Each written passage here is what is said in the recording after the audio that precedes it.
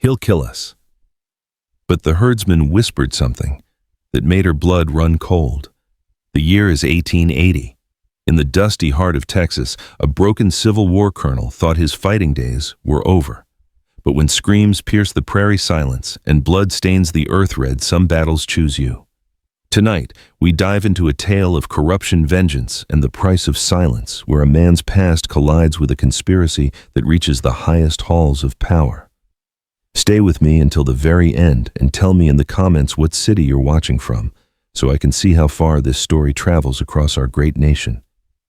The Texas sun hung like a brass coin against the endless sky, casting long shadows across the Carter Ranch as Colonel Elias Carter drove the last fence post into the stubborn earth. Sweat beaded on his weathered brow, mixing dust and determination in equal measure. 15 years had passed since Appomattox.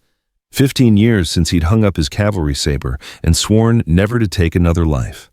The ghosts of Gettysburg and Bull Run still haunted his dreams.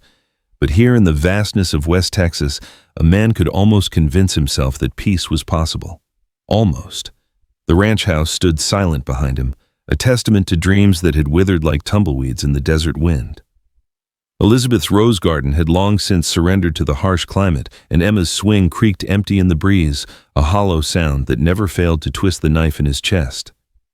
5 years now, since the fever had taken them both, leaving him alone with nothing but cattle memories and the bitter taste of a life half-lived. Elias straightened his aching back and surveyed his domain. 2,000 acres of prime grazing land stretched toward the horizon, populated by nearly 300 head of longhorn cattle, the fruits of backbreaking labor and careful stewardship. It should have been enough. Should have been a legacy worth leaving. But for whom the nearest neighbor was 20 miles away and the town of Redemption Crossing lay another 15 beyond that. Out here, a man could go weeks without seeing another soul, which suited Elias just fine. The sound of approaching hoofbeats pulled him from his reverie. 3 riders emerged from the heat shimmer, moving fast and kicking up a dust cloud that spoke of urgency. Elias shaded his eyes with a calloused hand, recognizing the lead rider as young Billy Hutchins from the neighboring Rocking H spread. "Colonel Carter!" Billy called out as he reined in his lathered horse. The boy, though at 19, he was hardly a boy anymore, looked pale beneath his tan, his eyes wide with something between excitement and fear. "You need to come quick, sir. There's been trouble on the Brazos Road." The other 2 riders, hands from various spreads in the area, nodded grimly. Tom Brennan, a grizzled cowpoke with more scars than teeth, spat tobacco juice and shook his head. "Bad trouble, Colonel. Real bad." Elias set down his hammer and walked toward them, every instinct honed by years of war suddenly alert. "What kind of trouble, hey?" "Stagecoach attack," Billy said, his voice cracking slightly. "About 5 miles south of Devil's Canyon. We heard gunshots and screaming, rode hard to investigate. Found the coach shot to hell driver and guard both dead, but that ain't the worst of it." "Go on," Elias said quietly, though something cold was already settling in his stomach. Tom Brennan took over, his voice rough as sandpaper. 2 women, Colonel. Young ones. They was fighting for their lives when we got there, but we was too far away to help much. Looked like slavers to me, the kind that's been working the border counties, stealing girls and selling them down Mexico way."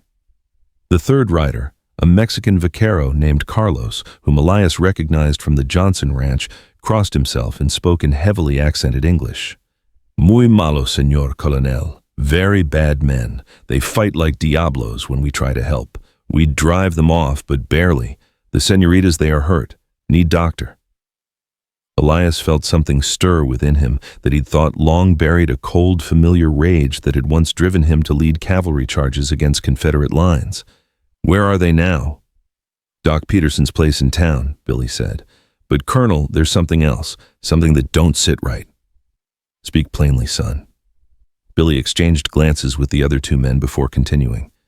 "One of them girls, the older one, schoolteacher type, real proper like, she kept asking for you specific. Called you by name. Said she had to see Colonel Elias Carter, said it was a matter of life and death." The words hit Elias like a physical blow. He hadn't been called by his military title in years, had done his best to bury that part of his life along with his uniform.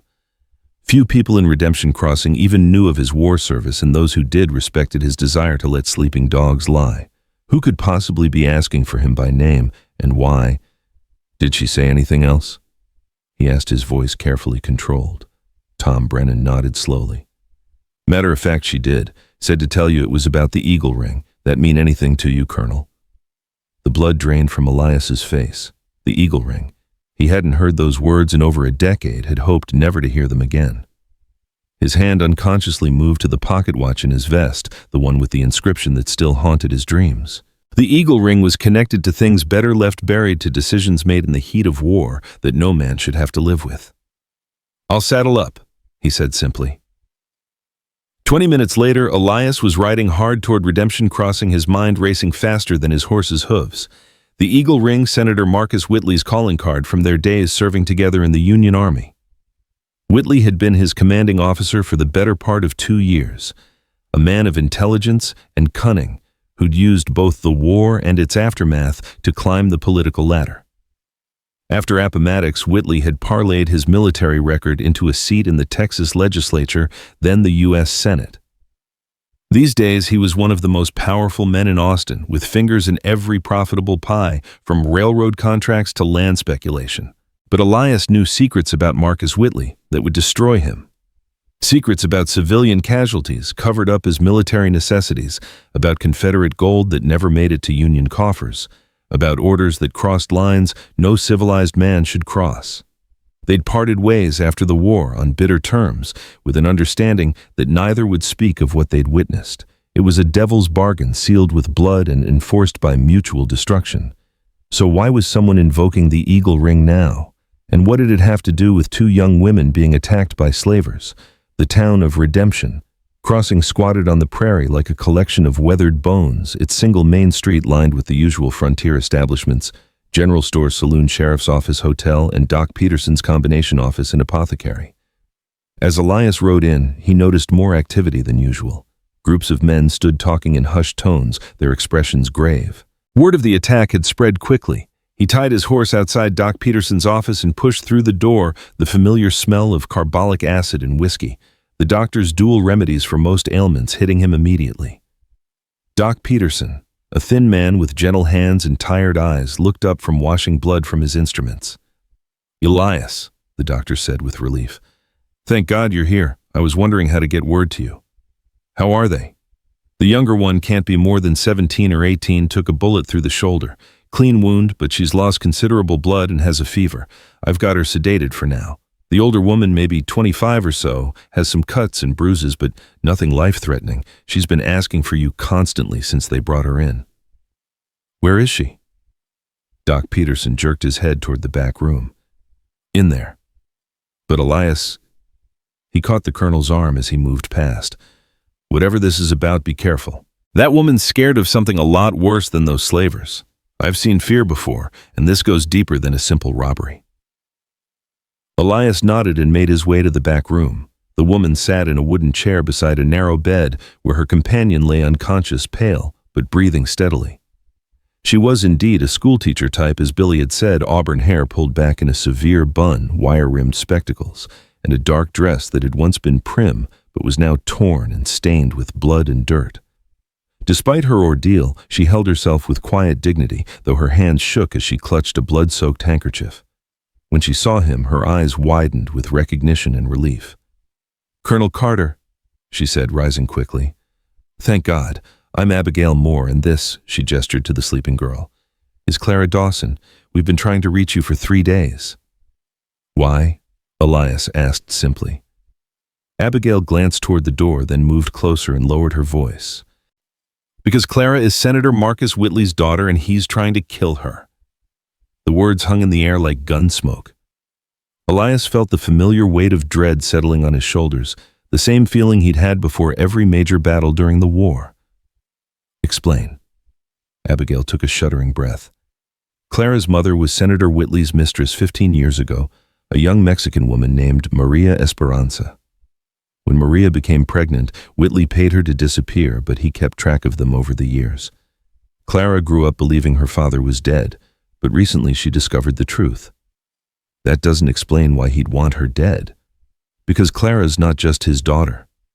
Abigail continued, her voice dropping to barely above a whisper. She's also incredibly intelligent, gifted with numbers and languages. 3 months ago, she took a position as a bookkeeper for a shipping company in Austin. What she discovered there, God help us all, what she discovered there could destroy him.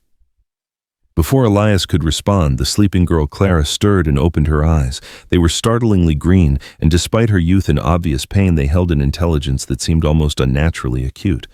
When she saw Elias, she struggled to sit up. "Colonel Carter," she said, her voice weak but determined.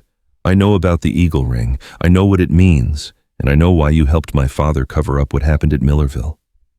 Elias felt as if he'd been punched in the gut. Millerville, the name he'd spent 15 years trying to forget. A small Tennessee town that had suffered under Confederate occupation until Union forces liberated it. What had happened there in the final weeks of the war was something that haunted not just his dreams, but his very soul. "How do you know about Millerville?" he asked hoarsely. Clara reached beneath her pillow and withdrew a small leather journal, its pages yellowed with age. "Because I found this in Senator Whitley's private papers. It's your report, Colonel, the real one, not the version that went into the official record."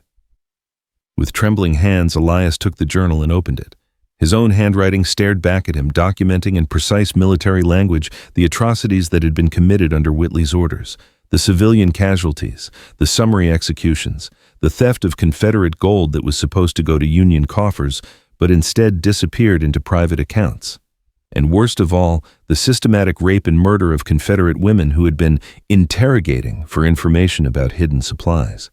He'd written it all down as insurance, never intending for it to see the light of day, but knowing that someday, somehow, the truth might matter. Whitley had thought the only copy destroyed in a fire at regimental headquarters in 1865. He'd been wrong. "Where did you find this?" Elias asked. "In a locked safe in his Austin office," Clara replied, wincing as she shifted position. "Along with documents detailing a human trafficking operation that stretches from Mexico to Canada. Young women, mostly Mexican and Indian, being bought and sold like cattle.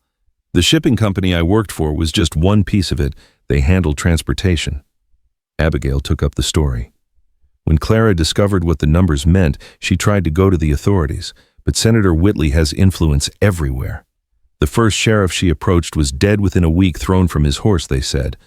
The second one suddenly found himself transferred to a remote posting in Alaska. Clara realized she couldn't trust anyone in authority. "So she came to you," Elias said, understanding beginning to dawn. "Not at first," Clara admitted. "At first I thought about running, changing my name, disappearing into Mexico or California. But then I remembered stories my mother used to tell about a Union colonel who'd shown mercy when others showed only cruelty. A man who'd saved a group of Mexican refugees from being executed as spies. A man who'd stood up to his superior officer when he believed orders were wrong." Elias closed his eyes, remembering. It had been late in the war, near the end, when everything was falling apart and discipline was breaking down. A group of Mexican families had been caught near Union lines, and Whitley had ordered them shot as Confederate spies. Elias had refused, had actually drawn his sidearm on his commanding officer to prevent it. The families had escaped, but the incident had driven a permanent wedge between him and Whitley. "Maria Esperanza was one of those refugees," Clara continued softly. "She never forgot your kindness. When she was dying 5 years ago, she told me about the colonel who'd saved her life, who'd given her the chance to live and raise a daughter. She made me promise that if I ever needed help, real help, I would find Colonel Elias Carter of Texas."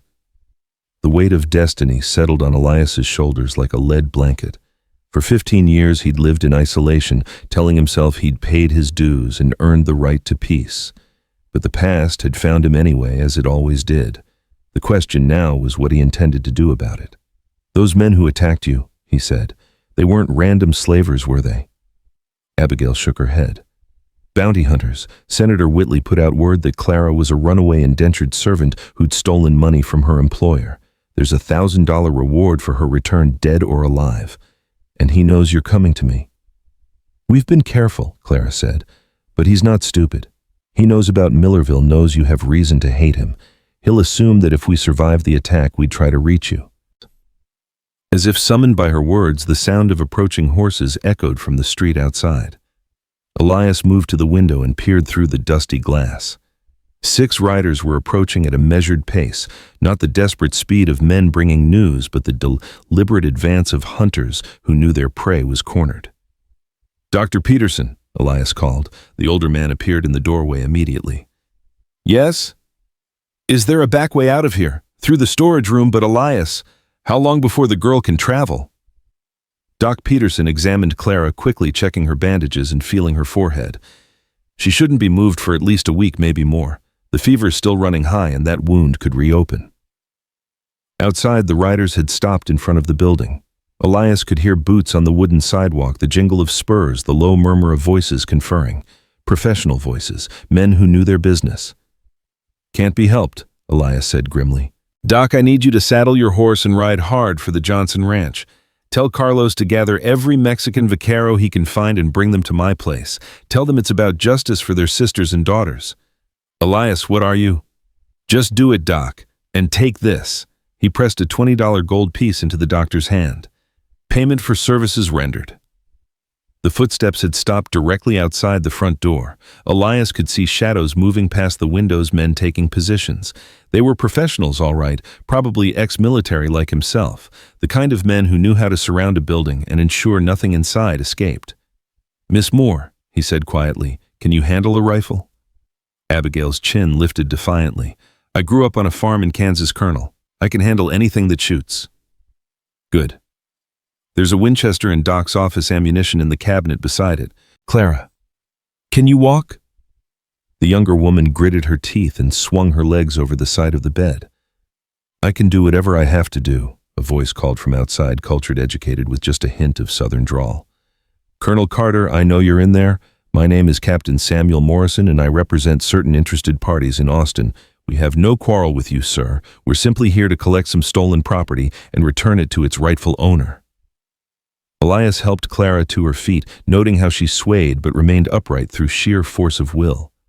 This girl had steel in her spine. She was definitely Marcus Whitley's daughter, whatever else she might be.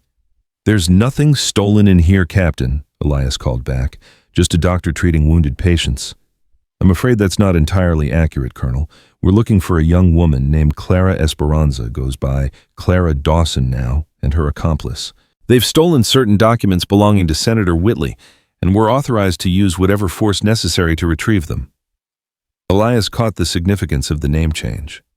Morrison knew exactly who Clara was, knew about her parentage and her real identity, which meant Whitley had shared more information than he'd intended to, or these men had done their homework extremely thoroughly. Miss Dawson is under a doctor's care, Elias replied. She's in no condition to travel.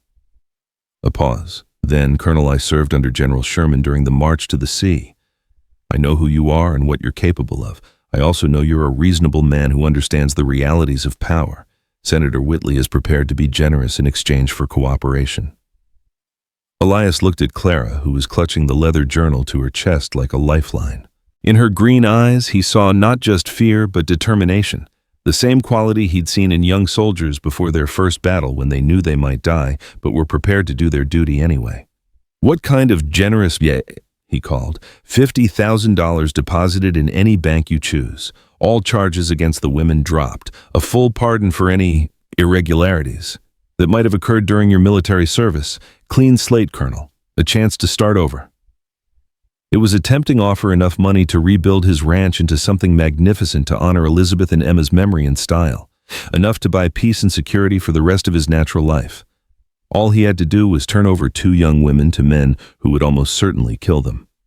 And if I refuse, Morrison's voice hardened, then we'll take them anyway and you'll be buried alongside them as a traitor to your country who harbored criminals.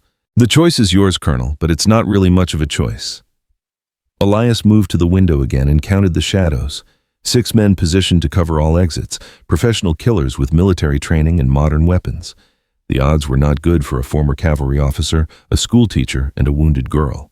But then again, he'd faced worse odds at Gettysburg. Miss Moore, he said quietly, take Clara through the back and head for my ranch. You remember the way Billy described it? Yes, but what about you?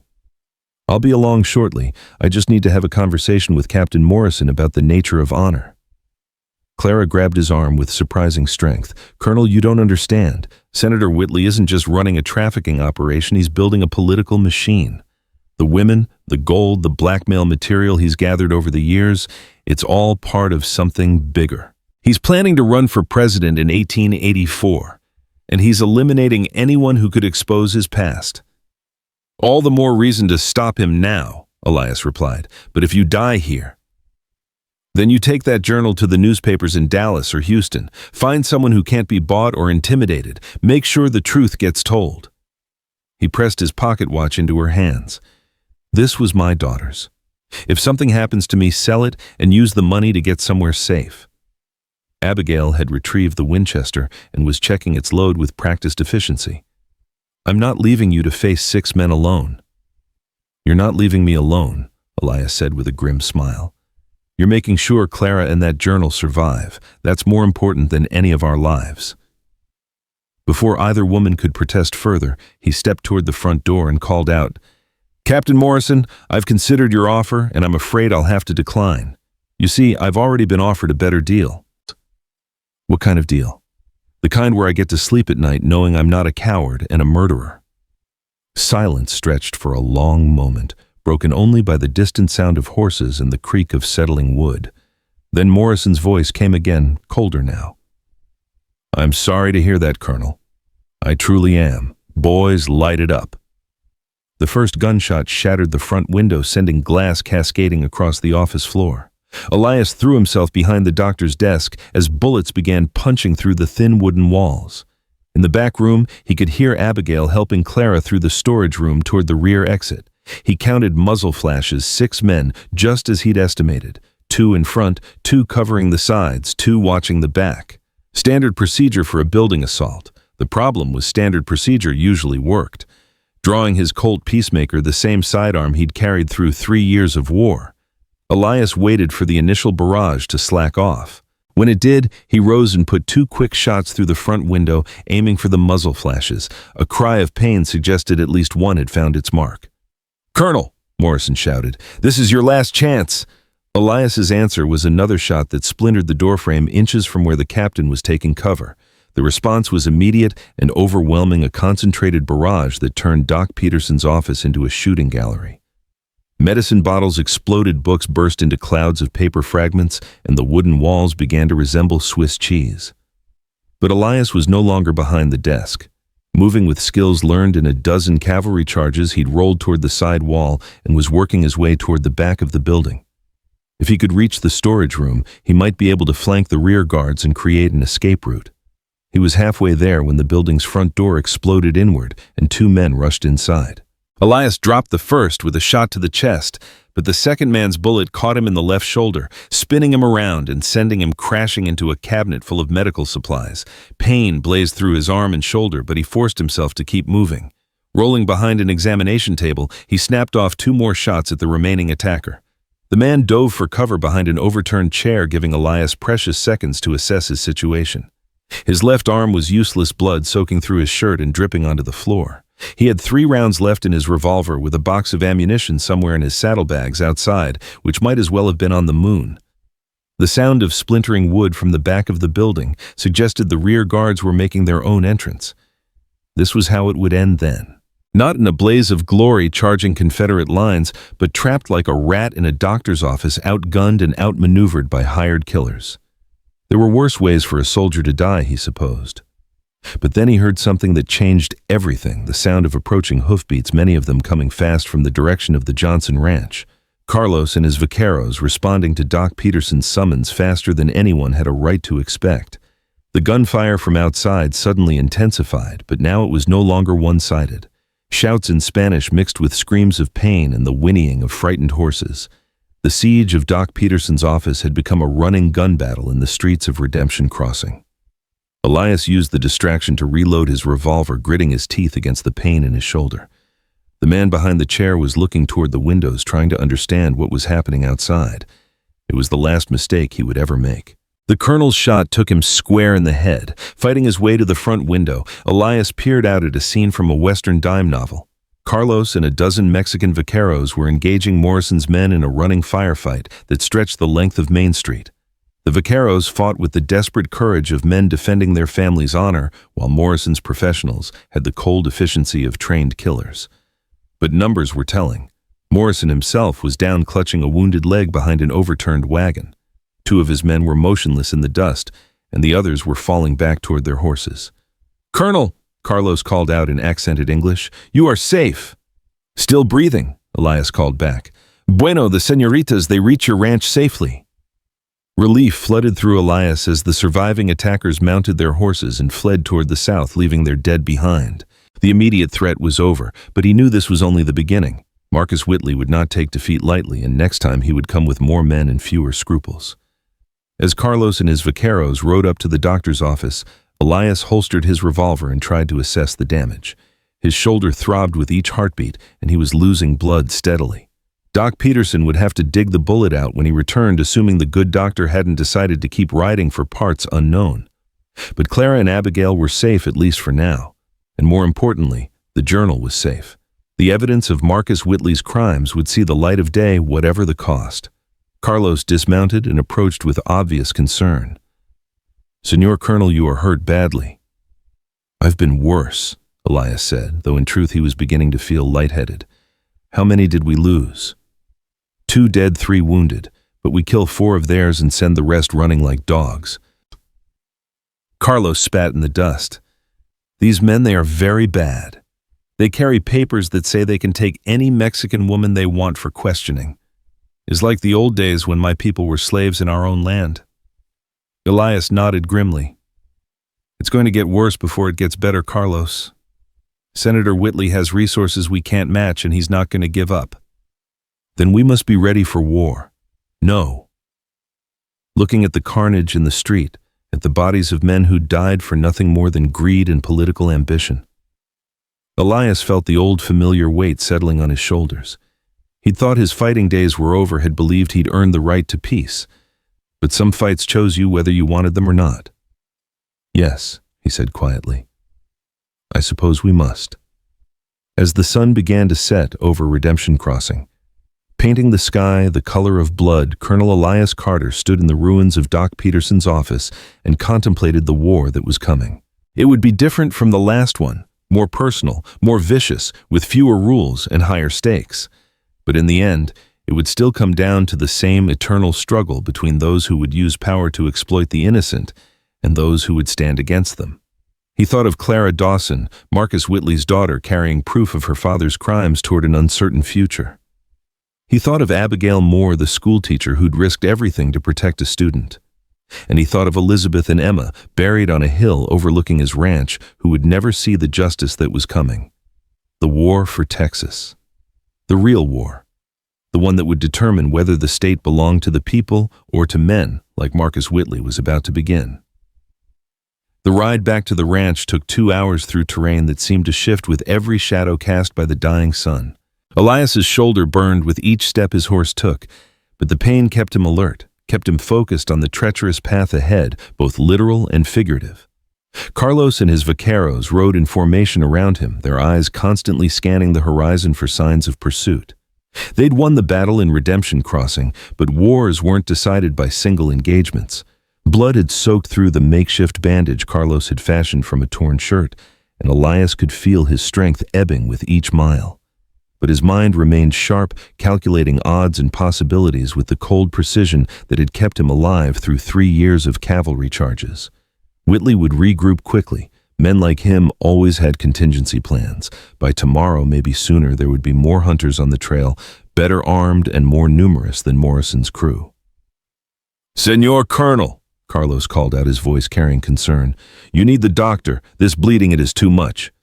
"Doc Peterson will be along," Elias replied, though privately, he wondered if the good doctor would risk returning to Redemption Crossing any time soon. The man had a practice to think about a reputation in the community. Getting involved in a shooting war with a U.S. senator wasn't the kind of thing that enhanced one's standing among respectable folk. The ranch house came into view as the last light faded from the western sky, its windows glowing warmly with lamplight.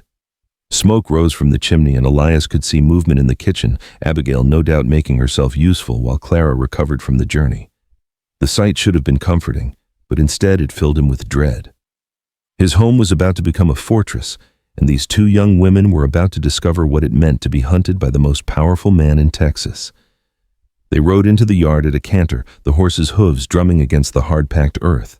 Before Elias could dismount, Abigail appeared in the doorway, her face etched with worry.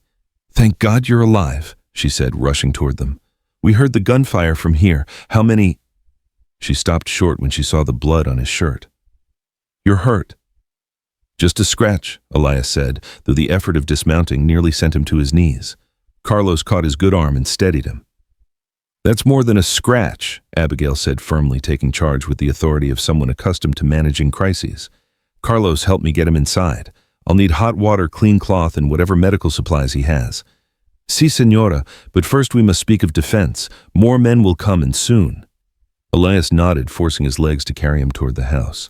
Post guards at the ridge overlooking the main trail, 2 men rotating every 4 hours. Send someone to watch the old mining road from the east. It's rough, but horsemen could use it to approach unseen. "And Carlos." "Si, Senor Colonel. If any of your men want to leave, now's the time. This isn't their fight." Carlos's weathered face hardened. "With respect, Colonel, you are wrong. Senator Whitley and his kind, they have been stealing our women, our daughters for years, making them disappear into places where screams cannot be heard. This is very much our fight." Inside the ranch house, Clara lay on the sofa near the fireplace, her face pale, but her eyes bright with fever and determination. She struggled to sit up when she saw Elias clutching the leather journal against her chest like a shield. "Colonel, thank God. We thought when we heard all that shooting, Morrison's men are scattered to the wind," Elias said, settling heavily into a chair that Abigail had pulled up beside the fire. "But they'll be back with reinforcements." Abigail had already begun gathering supplies, a basin of water, clean towels, a bottle of whiskey that Elias kept for special occasions. Her movements were efficient and purposeful, suggesting experience with battlefield medicine. "Where did you learn to treat gunshot wounds?" he asked as she began cutting away his blood-soaked shirt. "My father was a Union surgeon during the war," she replied without looking up. "I assisted him whenever I could. Hold still, the bullet's still in there, and I need to see how deep it went." The probing of the wound sent white-hot pain shooting through Elias's shoulder and down his arm. He gritted his teeth and tried to focus on something else, anything else, but his mind kept returning to the conversation he'd overheard between Morrison and his men before the shooting started. "Clara," he said through clenched teeth, "you mentioned that Whitley is planning to run for president. How certain are you about that?" The young woman looked up from the journal she'd been studying.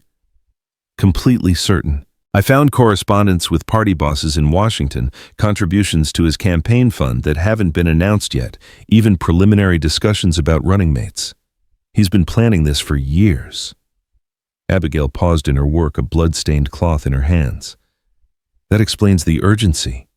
If Senator Whitley is serious about the presidency, he can't afford to have any scandals from his past surface. The trafficking operation, the missing Confederate gold, what happened at Millerville, any of it could destroy his chances." "Which means he'll do anything to retrieve that journal," Elias said, "including burning this ranch to the ground with all of us in it." Clara's grip on the journal tightened. "Then we need to make sure the information gets out before he can stop us. I've been thinking about it during the ride here, and I believe there's a way." "Go on." "There's a newspaper editor in Dallas named Samuel Roberts. He's been investigating political corruption for years, published stories that have brought down judges and state legislators. More importantly, he can't be bought. His family has money, old East Texas cotton money, and he doesn't depend on advertising revenue from businesses that Whitley might control." Abigail had resumed her probing of the wound, each movement sending fresh waves of agony through Elias's shoulder. "Even if this Roberts is honest, how do we get the journal to him? Whitley will have men watching all the roads, all the telegraph offices." "There's a way," Clara said, her voice gaining strength despite her obvious pain. "But it's dangerous, and it requires someone Whitley would never suspect." Before she could elaborate, the sound of approaching horses echoed from the yard. Carlos's voice called out in Spanish, followed by an English response that made Elias's blood run cold. "Easy there, friend. We're not looking for trouble. Just want to have a word with Colonel Carter." Elias recognized the voice immediately, cultured, confident, with just enough Texas drawl to sound folksy when convenient. It was a voice that had addressed Congress, made speeches at political rallies, and ordered the deaths of innocent civilians in a small Tennessee town 15 years ago. Marcus Whitley had come calling. "Get down," Elias whispered urgently to the women. "Both of you away from the windows." Abigail had gone rigid, her hand still pressed against the wound in his shoulder. "Is that—" Senator Marcus Whitley himself, Elias confirmed grimly, which means this situation just became infinitely more complicated. Clara had already rolled off the sofa and was crawling toward the back of the room, the journal clutched against her chest. Her face had gone white, but her movements were steady and purposeful. Outside, Whitley's voice continued smooth as aged whiskey and twice as dangerous. Colonel Carter, I know you're in there. There's no need for dramatics. I've come alone under a flag of truce, so to speak. I think it's time we had a conversation about old times. Elias forced himself to stand, ignoring the fresh wave of pain that shot through his shoulder. Through the front window, he could see a single figure on horseback silhouetted against the starlight, tall, imposing, wearing a long coat that spoke of Eastern tailoring and political success. But he could also see the shapes of other riders positioned just beyond the circle of light cast by the house's windows. Whitley might claim to be alone, but he hadn't survived 15 years of Texas politics by being careless. "What do you want, Marcus?" Elias called out. "Just to talk, old friend. Surely we can discuss our differences like civilized men." "The men you sent to kill 2 innocent women weren't particularly civilized." A pause, then a chuckle that held no warmth. Captain Morrison exceeded his authority.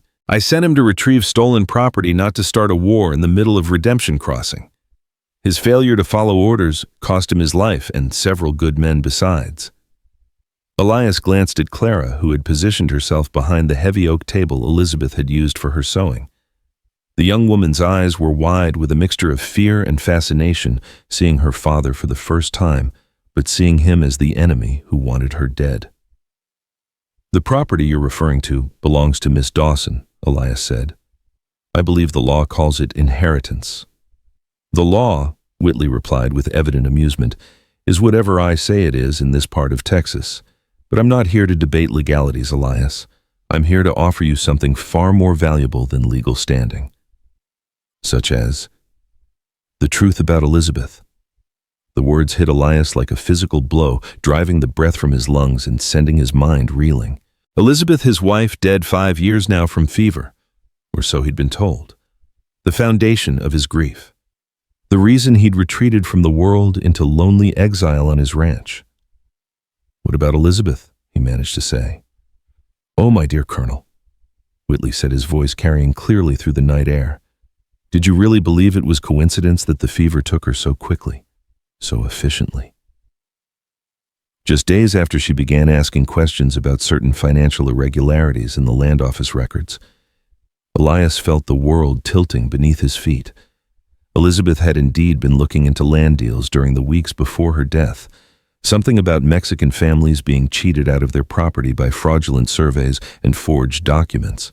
She'd been meticulous in her research, the way she was about everything, determined to see justice done. "You're lying," he said, but his voice lacked conviction. "Ask yourself, Elias, when has the fever ever killed so selectively? Your wife was healthy, strong, in the prime of life. Yet she sickened and died in less than a week, while your daughter Emma lingered for months before succumbing. Different diseases, my friend, different causes." Behind him, Elias could hear Abigail's sharp intake of breath. Clara had gone completely still, her face a mask of horror and understanding. "The poison I used on Elizabeth was quite sophisticated," Whitley continued conversationally. "Designed to mimic the symptoms of typhoid fever. Your daughter, on the other hand, actually did contract the disease, probably from her mother's supposed illness. Irony, wouldn't you say?"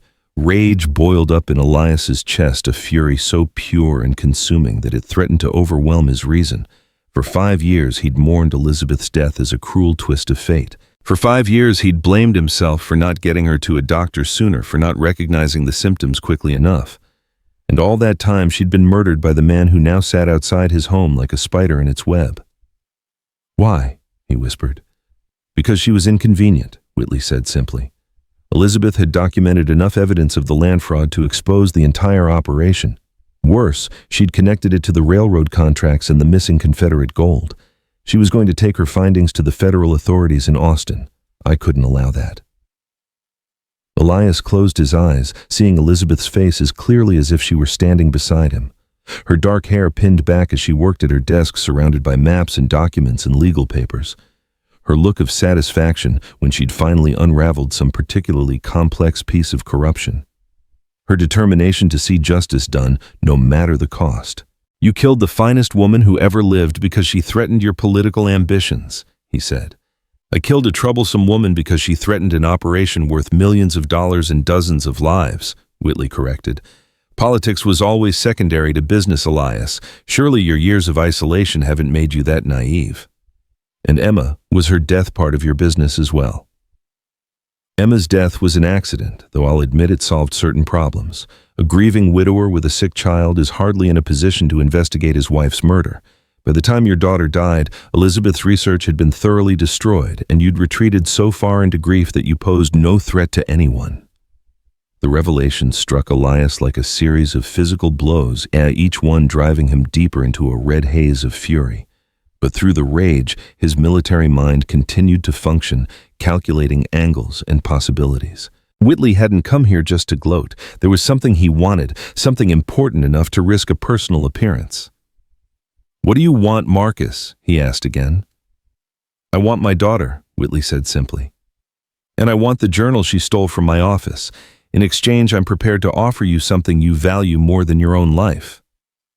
"Which is?" "The location of Elizabeth's real research notes." Elias felt his knees go weak. "What?" "Oh yes, my dear Colonel. Your wife was far too intelligent to keep only one copy of her findings. She hid the originals somewhere safe before she began her final investigation. I've been looking for them for 5 years, but Elizabeth was cleverer than I gave her credit for. She left clues, but they're written in a code that only someone who knew her intimately could decipher." The implications crashed over Elias like a waterfall. If Elizabeth's research still existed, if it contained proof of Whitley's crimes dating back to the war, then it could destroy him completely. More importantly, it could provide justice for Elizabeth, for Emma, for all the victims of Whitley's greed and ambition. But the price was Clara's life and the lives of all the women who would suffer if Whitley's trafficking operation continued to flourish. "You're asking me to trade an innocent girl for information about my dead wife," Elias said. "I'm asking you to be practical," Whitley replied. "Clara is going to die regardless, if not tonight, then tomorrow or next week. But Elizabeth's research could bring down my entire organization, ensure that justice is finally served. Think of how many lives it could save." Behind him, Clara spoke for the first time since Whitley's arrival, her voice steady despite her obvious fear. "Don't listen to him, Colonel. He's lying about the research notes, or if they exist, he'll never honor his bargain. Men like him don't keep their word." "Smart girl," Whitley called out, apparently having heard her clearly. "You get that from your mother's side, I'm afraid. Maria was always too intelligent for her own good. But you're wrong about one thing, daughter dear. I always keep my bargains. It's bad for business otherwise." "The way you kept your bargain with my mother?" Clara shot back. "The way you promised to take care of us, and then spent 15 years pretending we didn't exist." "I kept you fed, clothed, and educated," Whitley said coldly. "I could have had you both killed at any time. The fact that you're still breathing represents considerable restraint on my part." Elias found himself caught between two impossible choices, each one leading to tragedy. If he surrendered Clara and the journal, an innocent young woman would die and Whitley's crimes would continue unabated. But if he refused, Elizabeth's murder would remain unavenged, and her research, if it truly existed, would remain hidden forever. "I need time to think," he said. "Time is a luxury you don't possess," Whitley replied. "In approximately 1 hour, a full company of Texas Rangers will arrive here with warrants for the arrest of Clara Dawson and Abigail Moore on charges of theft, conspiracy, and murder. They'll be led by Captain James Patterson, an old friend of mine who understands the importance of maintaining order. You have until then to make your decision." Elias felt his heart sink. Patterson was indeed Whitley's creature, a political appointee who'd built his career on doing favors for powerful men. If he arrived with official warrants, even Carlos and his vaqueros would be legally obligated to stand aside. "And if I refuse your generous offer?" Elias asked. "Then you'll all die resisting arrest," Whitley said matter-of-factly. "Tragic, really, a decorated war hero gunned down while harboring dangerous criminals. The newspapers will paint it as the last stand of a man driven mad by grief and isolation. Very romantic in its way." Clara had crawled closer, her face illuminated by the firelight. "There's another choice," she whispered urgently. "The plan I mentioned earlier. We can still get the journal to Dallas, expose everything, but we have to move now." "What plan?" Elias asked. Carlos has a nephew, Miguel Santos. He's 17, small for his age, could pass for a girl with the right clothes and makeup. If we dress him as me, give him the false journal filled with blank pages, he could lead Patterson's Rangers on a chase toward the Mexican border while the real journal goes north to Dallas. Abigail looked up from bandaging Elias's shoulder. That's insane. If they catch him, they won't kill him immediately, Clara said with grim certainty. They'll want to interrogate him first. Find out where the real evidence is hidden. That gives us time. Time for what? Elias asked. For you to escort me to Dallas personally. You're still a respected war hero. Colonel People will listen to you believe your testimony about Whitley's crimes. Combined with the journal, it will be enough to bring him down. Whitley's voice cut through the night air again. 30 minutes, Elias. Then Patterson arrives and all choices are taken away from you. Elias looked at the young woman before him, barely 18, wounded and exhausted, but possessed of a courage that reminded him powerfully of Elizabeth. Then he looked at Abigail, who had risked everything to protect a student she barely knew. Finally, he thought of Elizabeth herself, murdered for trying to do what was right, and of Emma, dead because of her mother's quest for justice. The choice when it came was surprisingly easy. Carlos, he called out. Si, Senor Colonel. Bring your nephew to the house and gather all the men we're going to need a distraction. Through the window, he could see Whitley's silhouette stiffen in the saddle. I hope you're not planning anything foolish, old friend. Just considering my options, Elias replied. You always said I was too sentimental for politics. Indeed. It was always your greatest weakness. As Carlos's footsteps faded toward the bunkhouse, Elias turned to Clara and Abigail. Are you certain about this plan? If it goes wrong? If it goes wrong, we die, Clara said simply. But if we do nothing, we die anyway, and Whitley continues his crimes indefinitely. At least this way we have a chance to stop him.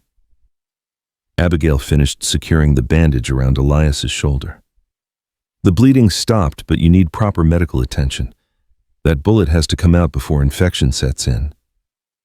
It'll have to wait, Elias said, testing his range of motion. The arm was stiff and painful, but functional enough for what lay ahead. How long to reach Dallas if we ride hard?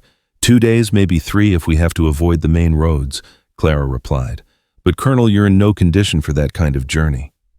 I've ridden wounded before. The question is whether you can manage it. Clara's jaw set with determination. I can do whatever's necessary. Outside, the sound of approaching footsteps announced Carlos's return, along with the soft murmur of Spanish voices. Through the window, Elias could see Whitley consulting a pocket watch, his posture radiating impatience and barely contained anger. Miguel is here, Carlos announced as he entered the house. Behind him came a slender young man who looked even younger than his 17 years, with delicate features and nervous eyes. He understands what is asked of him. Senor Colonel, Miguel said in heavily accented English. I am honored to help. My sister. She was taken by these men 2 years ago. We never see her again. The weight of responsibility settled on Elias's shoulders like a familiar burden. How many more sisters, daughters, wives had disappeared into Whitley's network of corruption and violence? How many families had been destroyed while he'd wallowed in self-pity on his isolated ranch? This is dangerous, son, he said gently. If they catch you, then I die for something that matters, Miguel replied with quiet dignity. Better than living with shame. Clara was already moving toward the back of the house, gathering supplies and documents. I'll need to write a letter to Roberts explaining everything we know, and we'll need provisions for the journey, extra ammunition. Time, Whitley called from outside. 15 minutes until Patterson arrives. Have you reached a decision? Elias moved to the window and looked out at his enemy, the man who had murdered Elizabeth, who had destroyed countless families, who represented everything wrong with the marriage of political power and personal greed. I've reached a decision, he called back. Excellent. Send the girl out and we can go to hell, Marcus. The silence that followed was pregnant with violence. When Whitley spoke again, his cultured veneer had cracked, revealing the venom beneath. So be it, old friend. You've chosen martyrdom over wisdom. Patterson's men will show no mercy, not to you, not to the women, not to any of the Mexican scum who've chosen to side with criminals. And when Patterson finds an empty house and a cold trail, Elias asked. Another pause, longer this time. Then Whitley's voice, now tight with fury. You're bluffing. There's nowhere to run, nowhere to hide. I own every sheriff, every judge, every politician between here and the Rio Grande. Maybe, but you don't own Samuel Roberts, and you don't own the truth. Even through the window, Elias could see Whitley's hands tightening on his reins. The senator was losing control of the situation, and men like him didn't handle that well. You have no idea what you're unleashing, Whitley said. The forces I represent, the money behind my operation, you think one small-town newspaper editor can stand against all of that? We'll find out, Elias replied.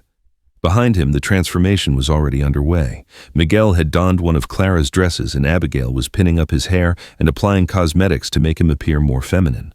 It wasn't perfect, but in poor light and at a distance it might be enough to fool pursuers long enough for the real Clara to escape. Clara herself was dressed in men's clothing borrowed from the ranch hands, boots, trousers, a wide-brimmed hat that shadowed her face. She looked young and vulnerable, but there was steel in her spine that reminded Elias powerfully of her father.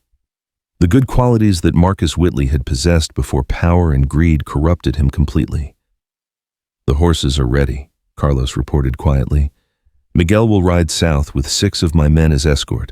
You and the senoritas will go north through the canyon trail. It is rough, but it cannot be followed by many riders. And you? Elias asked. Carlos smiled grimly. I will remain to greet Capitan Patterson and his rangers. Perhaps we can delay them for a while. Carlos, they'll arrest you, or worse. Perhaps. But my people, we have been fighting men like Whitley for generations. We know how to survive. The sound of distant hoofbeats echoed across the prairie, many horses moving fast, Patterson and his rangers arriving exactly on schedule. It's time, Elias said. Miguel stepped forward, his face pale but determined beneath the cosmetics. Vaya con Dios, Señor Colonel. May God protect you on your journey. And you, son, remember, if they catch you, tell them nothing until you're certain we've reached Dallas. Buy us time with your silence. Si, señor, I understand. Clara approached Miguel and pressed something into his hands, a leather journal identical to the one she carried but filled with blank pages and false documents. If they force you to give this up, don't resist. Let them think they've won. The young man nodded solemnly, tucking the false journal inside his dress. Outside, Whitley's voice called out one final time. Last chance, Elias, surrender now, and I'll make your death quick. Elias checked his revolver, ensuring it was fully loaded. His shoulder throbbed with every movement, but adrenaline was beginning to override the pain. Tell me something Marcus did Elizabeth suffer when you poisoned her. A pause, then. She died, believing you would avenge her, touching really how wrong she was. The rage that filled Elias then was unlike anything he'd experienced during the war. Pure, focused, righteous fury that burned away all doubt and hesitation.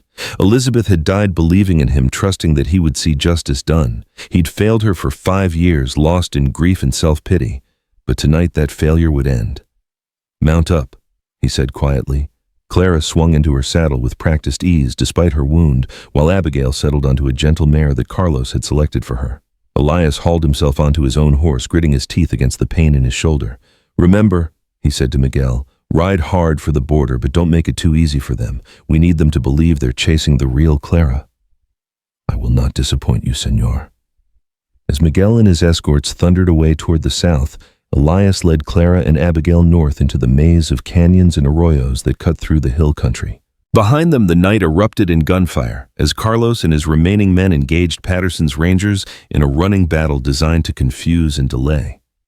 The canyon trail was treacherous in daylight and potentially suicidal at night, but it was their only hope of avoiding the dragnet that Whitley would throw across the countryside. Elias knew these hills intimately from years of hunting and tracking strays, but even so, navigating by starlight was a constant challenge. They'd been riding for perhaps an hour when Clara spoke for the first time since leaving the ranch. Colonel, what Senator Whitley said about your wife is true, Elias said simply. Elizabeth was murdered because she was trying to expose the same corruption you've uncovered. In a sense, you're finishing her work. I'm sorry. I know how much it must hurt to learn the truth after all these years. Elias was quiet for a long moment, listening to the sound of hoofbeats echoing off canyon walls.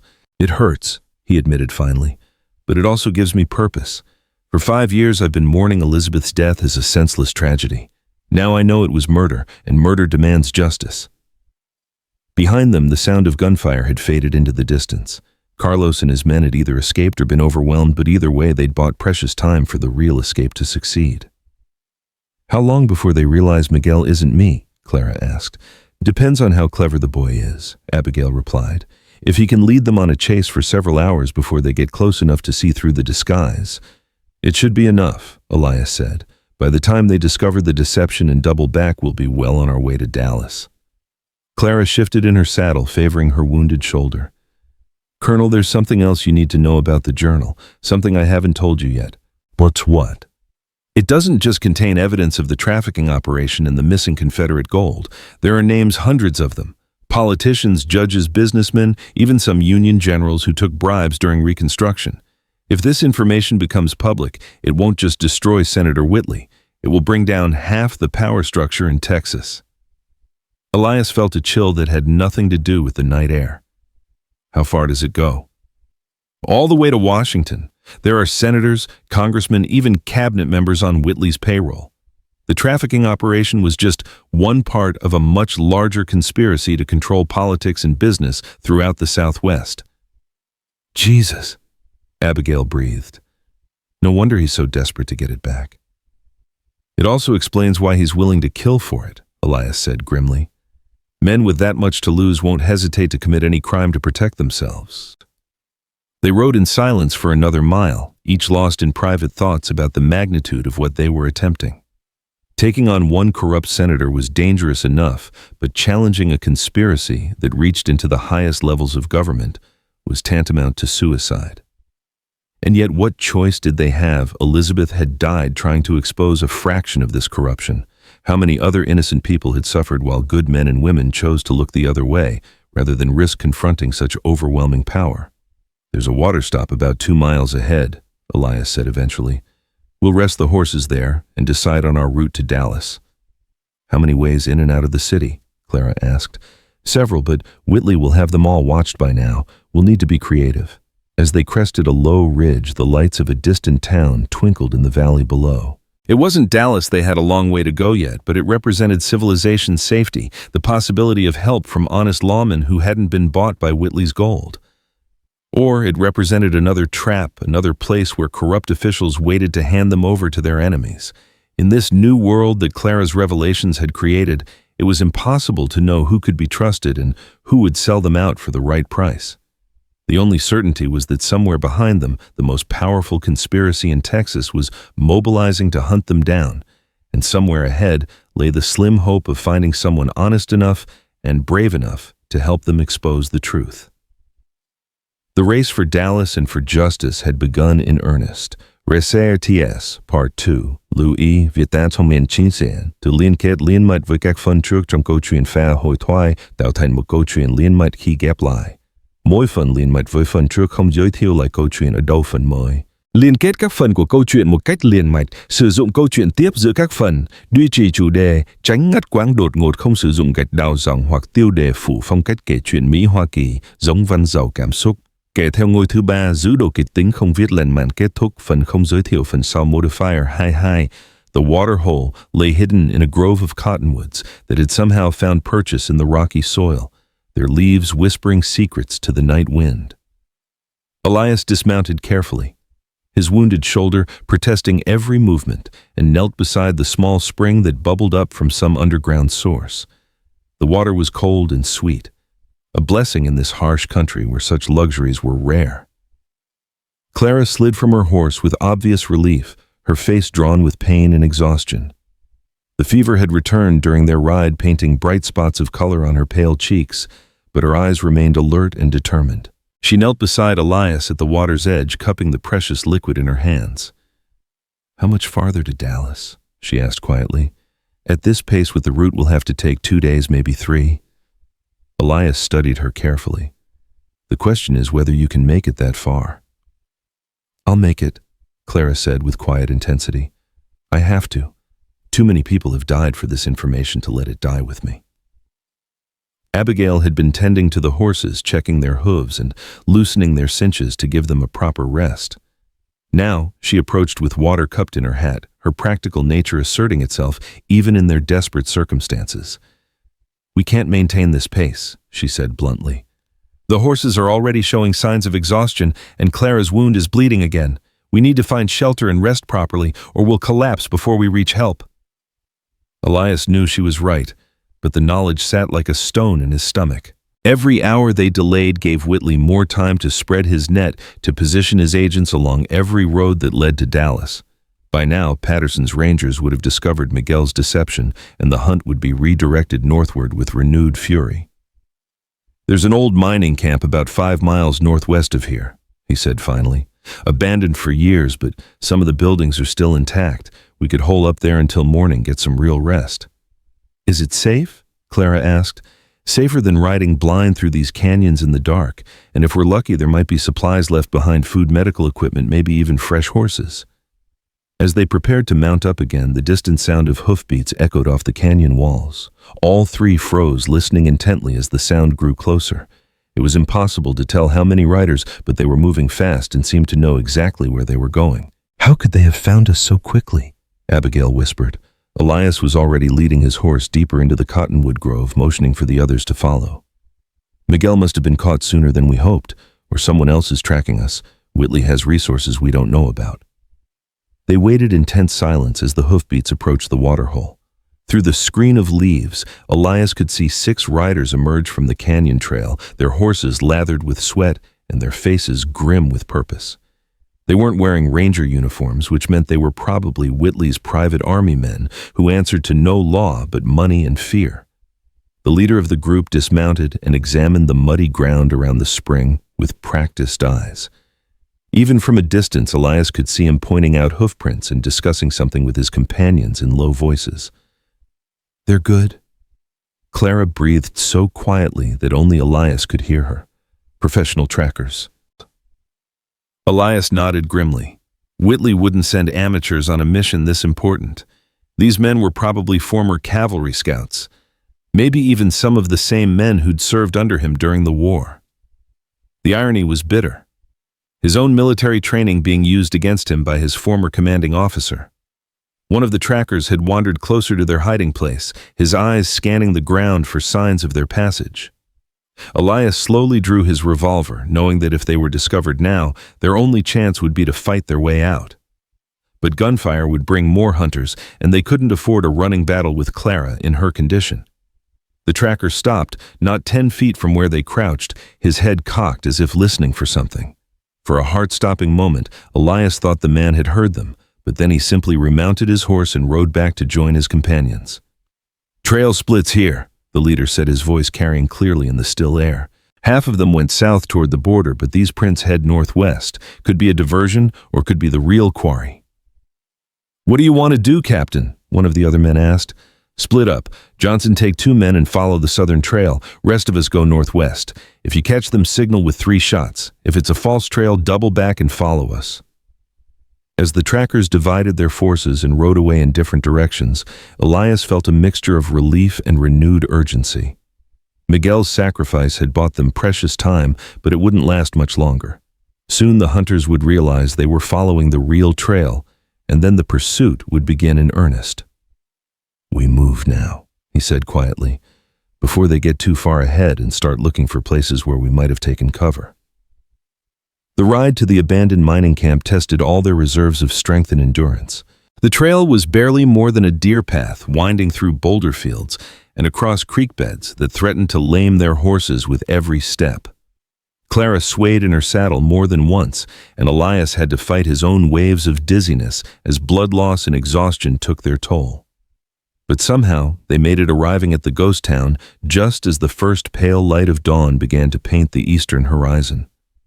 The camp was larger than Elias had remembered, perhaps 50 buildings scattered across a natural amphitheater in the hills, most of them little more than tumble-down shacks, but a few still intact enough to provide shelter. "What happened here?" Abigail asked as they rode down what had once been the main street. "Silver strike in '68, Elias replied. "Played out within 2 years, but for a while this place had near 1,000 people. Saloons, general store, even a church. Now look at it." The town was indeed a monument to shattered dreams.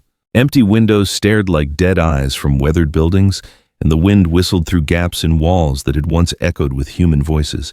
It was a sobering reminder of how quickly fortunes could change, how rapidly the mighty could fall. They took shelter in what had been the assay office, a sturdy stone building with thick walls and a roof that was mostly intact. Clara collapsed onto a pile of old blankets that some previous visitor had left behind, her face gray with exhaustion and pain. "Let me look at that wound," Abigail said, kneeling beside her with the medical supplies they'd managed to salvage from the ranch. "It's been bleeding steadily for hours." While Abigail tended to Clara, Elias posted himself at the window and scanned the surrounding hills for signs of pursuit. The view from here was commanding. Anyone approaching the camp would be visible for miles in daylight, but that also meant they would be trapped if their enemies surrounded the place. "Colonel," Clara said weakly, "there's something else in the journal I haven't told you about, something that might change everything." Elias turned from the window, noting how pale she'd become. The fever was burning through her like wildfire, and he wondered if she would survive the journey to Dallas even if they managed to evade capture. "What is it?" Clara struggled to sit up, her green eyes bright with fever and determination. "There's a list of names Union officers who took bribes during Reconstruction to look the other way while Confederate gold was being smuggled. Your name is on that list, Colonel." The words hit Elias like a physical blow. "That's impossible. I never took a penny from Whitley or anyone else." "I know," Clara said urgently, "but someone forged documents to make it look like you did. Bills of sale for non-existent cattle bank deposits that correspond to major gold shipments, even a letter in your handwriting thanking Whitley for his generosity. It's all fabricated, but it's convincing enough to destroy your reputation and send you to prison." Elias felt the walls closing in around him. Whitley had been planning this for years, preparing evidence to destroy anyone who might threaten him, including his former subordinate. If that fabricated evidence ever saw the light of day, it would paint Elias as just another corrupt officer who'd profited from the misery of war. "Why tell me this now?" he asked. "Because it changes the stakes," Clara replied. "You're not just helping me expose Whitley's crimes, you're fighting for your own life and reputation. If he captures us, if he gets the journal back, he'll use that forged evidence to discredit anything you might say about him." Abigail looked up from cleaning Clara's wound, her face troubled. "It's worse than that. If people believe Colonel Carter was corrupt during the war, they'll assume he's lying about everything else. Whitley could paint this whole affair as a desperate attempt by a guilty man to shift blame onto an innocent senator." The trap was elegant in its simplicity. Whitley had spent years building a web of lies and false evidence, creating a narrative that would destroy his enemies even if his own crimes were exposed. It was the kind of long-term planning that had made him such an effective military commander and such a dangerous political opponent.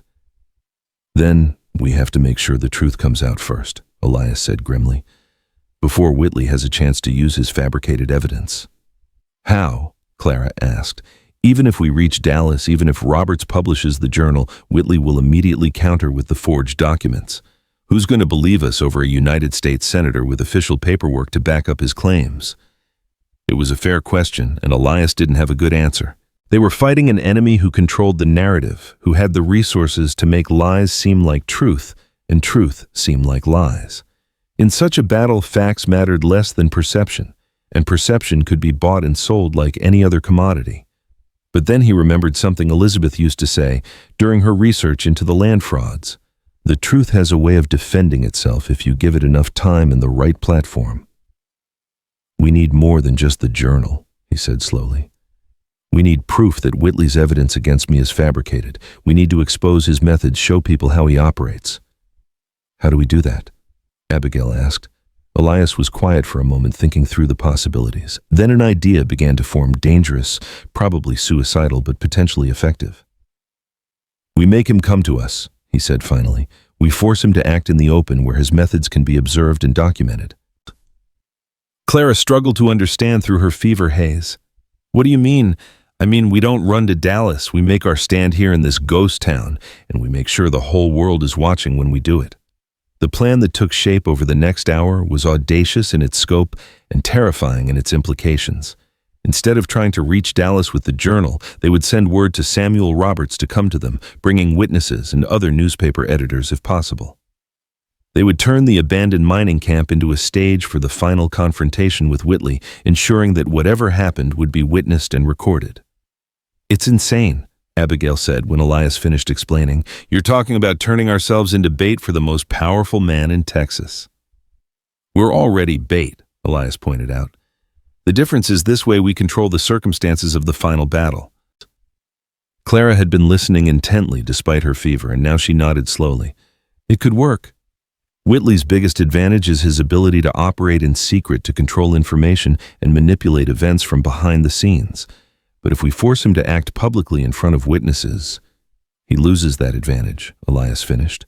"He becomes just another man with a gun instead of an untouchable political figure." "But how do we get word to Roberts without alerting Whitley's people?" Abigail asked. That was the key question, and Elias had been wrestling with it since the idea first occurred to him. Whitley would have agents watching all the telegraph offices, all the stage routes, all the obvious means of communication. They needed someone who could move undetected through that net of surveillance.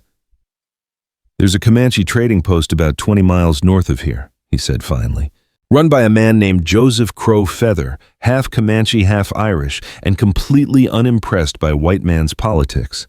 If anyone can get a message to Dallas without being detected, it's him." "Will he help us?" Clara asked. "He owes me a favor from when I helped his son avoid a murder charge a few years back. The boy was innocent, but the local sheriff was ready to hang him rather than look for the real killer. I provided evidence that cleared him." It wasn't much of a plan, but it was better than stumbling blindly toward Dallas and hoping for the best.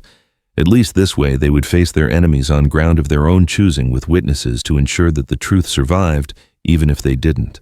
"I'll ride to the trading post," Elias said. "You two stay here and rest. Clara needs medical attention and we all need to prepare for what's coming." "You're in no condition to ride anywhere," Abigail protested. "That shoulder needs tending and you've lost too much blood already." She was right, but there was no alternative.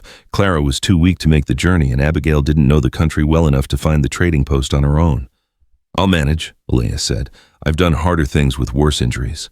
As he prepared to leave, Clara caught his arm with surprising strength. "Colonel, if something happens to you out there, if you don't come back, you'll figure something out," he said gently. "You're Elizabeth's spiritual daughter in more ways than one, too smart and too stubborn to give up without a fight." The ride to Joseph Crowfeather's trading post was a nightmare of pain and endurance. Elias's shoulder throbbed with every step his horse took, and more than once he had to stop and rest to keep from falling from the saddle. But somehow he made it, arriving at the isolated outpost just as the sun reached its zenith. The trading post was a rambling collection of adobe buildings and wooden corrals, designed to serve the needs of both white settlers and Indian tribes who still moved through this remote country. Crowfeather himself was a remarkable figure, tall and lean, with the weathered features of a man who'd spent his life on the frontier and the intelligent eyes of someone who understood the currents of power that shaped the West. "Colonel Carter," he said as Elias dismounted unsteadily, "you look like hell. What brings you to my humble establishment? I need a favor, Joseph, a big one." Crowfeather studied him for a moment, taking in the blood-stained shirt in obvious exhaustion. "This wouldn't have anything to do with the army of manhunters that's been scouring the countryside, would it? How did you?" "Word travels fast out here, especially when it involves U.S. senators and Texas Rangers. Come inside. You need food and medical attention before you collapse." Over the next hour, as Crowfeather cleaned and bandaged his wound, Elias explained the situation in broad strokes. He didn't reveal everything. The fewer people who knew the full story, the safer it would be for everyone involved, but he provided enough details to make clear what was at stake. "So you want me to ride to Dallas and bring back a newspaper editor to witness your little war with Senator Whitley?" Crowfeather said when Elias finished. "Have you considered the possibility that you're completely insane? Frequently. Will you do it?" Crowfeather was quiet for a long moment, staring out the window at the vast expanse of prairie that stretched toward the horizon. Finally, he nodded. "My grandson was one of the children taken by Whitley's people last year," he said quietly. "Stolen from his mother's lodge and sold to God knows what kind of monsters. So yes, Colonel, I'll carry your message, but I'll do more than that." "What do you mean?" "I mean, I'll bring more than just newspaper editors. I'll bring warriors, Comanche, Apache, Kiowa, men who have their own reasons for wanting to see Whitley burn." Elias felt a chill of both excitement and apprehension. An alliance with the local tribes would give them military strength they desperately needed, but it would also escalate the conflict beyond anything he'd originally envisioned. Joseph, if this goes wrong, then we'll die fighting instead of living on our knees, Crowfeather said simply. My people have been doing that for generations. We're good at it. The message Elias composed for Samuel Roberts was carefully worded to convey both urgency and opportunity. He explained that he had documentary evidence of widespread political corruption involving a sitting U.S. senator, and that he was prepared to make that evidence available to the press in 3 days' time at a location to be specified later. He requested that Roberts bring other journalists if possible, as well as any law enforcement officials who might be trusted to act impartially. 3 days should be enough time for Roberts to arrange things on his end, Elias explained as Crowfeather prepared to leave, and it gives us time to prepare our defenses. You really think you can hold that old mining camp against whatever Whitley throws at you? I think we can hold it long enough for the truth to get out, Elias replied. After that, it won't matter what happens to us. The ride back to the mining camp seemed longer than the journey out, perhaps because Elias now had time to contemplate the magnitude of what he'd set in motion. In 3 days, this remote valley would become the site of a battle that could reshape the political landscape of Texas. Either Whitley's conspiracy would be exposed and destroyed, or it would crush the last witnesses to its crimes and continue to flourish in darkness. Clara and Abigail were waiting for him with obvious relief and anxiety. Clara's fever had broken during his absence, leaving her weak but lucid, while Abigail had used the time to inventory their supplies and plan defensive positions around the camp. Did he agree to help? Clara asked as soon as Elias dismounted. He did more than that. He's bringing allies, Indian warriors who have their own grievances against Whitley. Abigail looked troubled. Colonel, if this turns into a race war— It won't, Elias said firmly. This is about justice, not race. Whitley's crimes have affected people of all colors. Mexican families robbed of their land, Indian children stolen from their tribes, white women sold into slavery. We're all fighting the same enemy. Over the next 2 days, they transformed the abandoned mining camp into a fortress. Using lessons learned from both Indian warfare and Civil War sieges, they created overlapping fields of fire, prepared escape routes, and stockpiled ammunition and supplies. Clara, despite her weakness, proved invaluable in planning defensive positions, her keen intellect and mathematical precision complementing Elias's military experience. On the morning of the 3rd day, their allies began to arrive. Joseph Crowfeather came first, leading a column of 20 warriors from various tribes. They were followed by Samuel Roberts and 3 other journalists from Dallas newspapers, along with a federal marshal named William Hayes, who had been investigating rumors of corruption in the territorial government. Colonel Carter, Roberts said as they shook hands, I hope you understand what you're asking of us. If this evidence doesn't live up to your claims, it will. Elias said, simply leading him toward the assay office where Clara waited with the journal. But before you examine it, you need to understand what we're up against. As Roberts and the other journalists studied the journal's contents, their expressions progressed from skepticism to amazement to horror. The evidence was even more damning than Elias had indicated, not just proof of Whitley's personal crimes, but documentation of a conspiracy that reached into the highest levels of state and federal government. My God, Roberts breathed as he finished reading, this could bring down half the political establishment in Texas. Which is why Whitley will do anything to stop it from becoming public, Clara said, including killing everyone in this camp. Marshal Hayes had been studying the evidence with the practiced eye of a lawman. This is certainly enough for multiple federal indictments, he said, but getting it into court will be another matter entirely. Whitley has influence with judges, prosecutors, maybe even in Washington. That's why we need witnesses, Elias explained. People who can testify that the evidence is authentic, that it wasn't fabricated or coerced.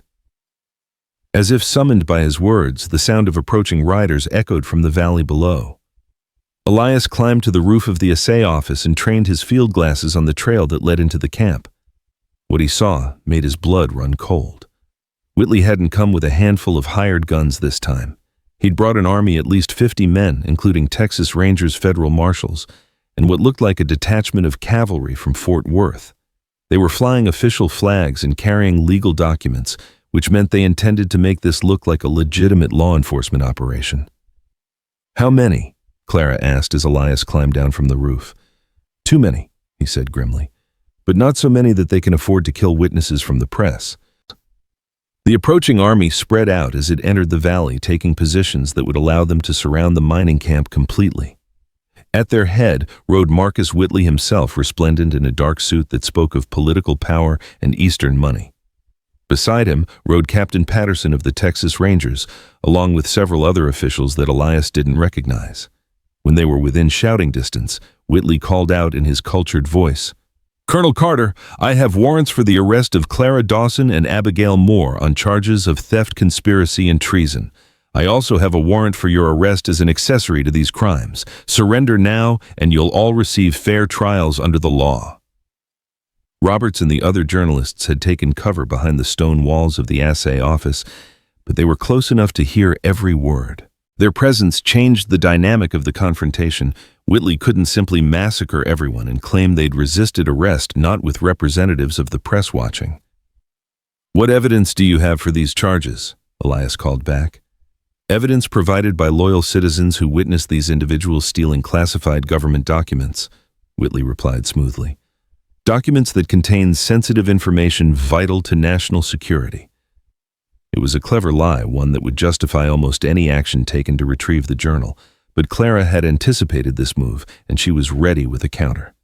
"Senator Whitley?" She called out, her voice carrying clearly across the valley. "Are you prepared to explain to these gentlemen from the press why classified government documents contain detailed records of your personal bank accounts?" The effect of her words was immediate and electric. Several of the journalists began scribbling notes frantically, while Whitley's face darkened with fury. He'd expected to control the narrative, to present this as a simple law enforcement operation, but Clara's challenge had turned it into something else entirely, a public confrontation with hostile witnesses. "The woman is obviously delusional," Whitley said, his voice now tight with anger. "She's been wounded and is clearly not in her right mind." "Then you won't object to an independent examination of the documents in question," Marshal Hayes called out. As a federal officer, his presence complicated Whitley's plans considerably. "I'm prepared to serve as a neutral party in this matter." Whitley's hesitation was brief but telling. "I'm afraid that's not possible, Marshal. These documents are classified at the highest levels of government. They can only be examined by authorized personnel." "Such as yourself." Roberts interjected, his journalistic instincts fully engaged now. "Such as duly appointed officials acting under proper authority," Whitley replied coldly. Clara stepped into view at the window of the assay office, the journal clearly visible in her hands. "Senator Whitley, if these documents are so sensitive, perhaps you can explain why they contain the names and locations of women who've been sold into prostitution rings throughout the Southwest." The accusation hung in the air like smoke from a gunshot.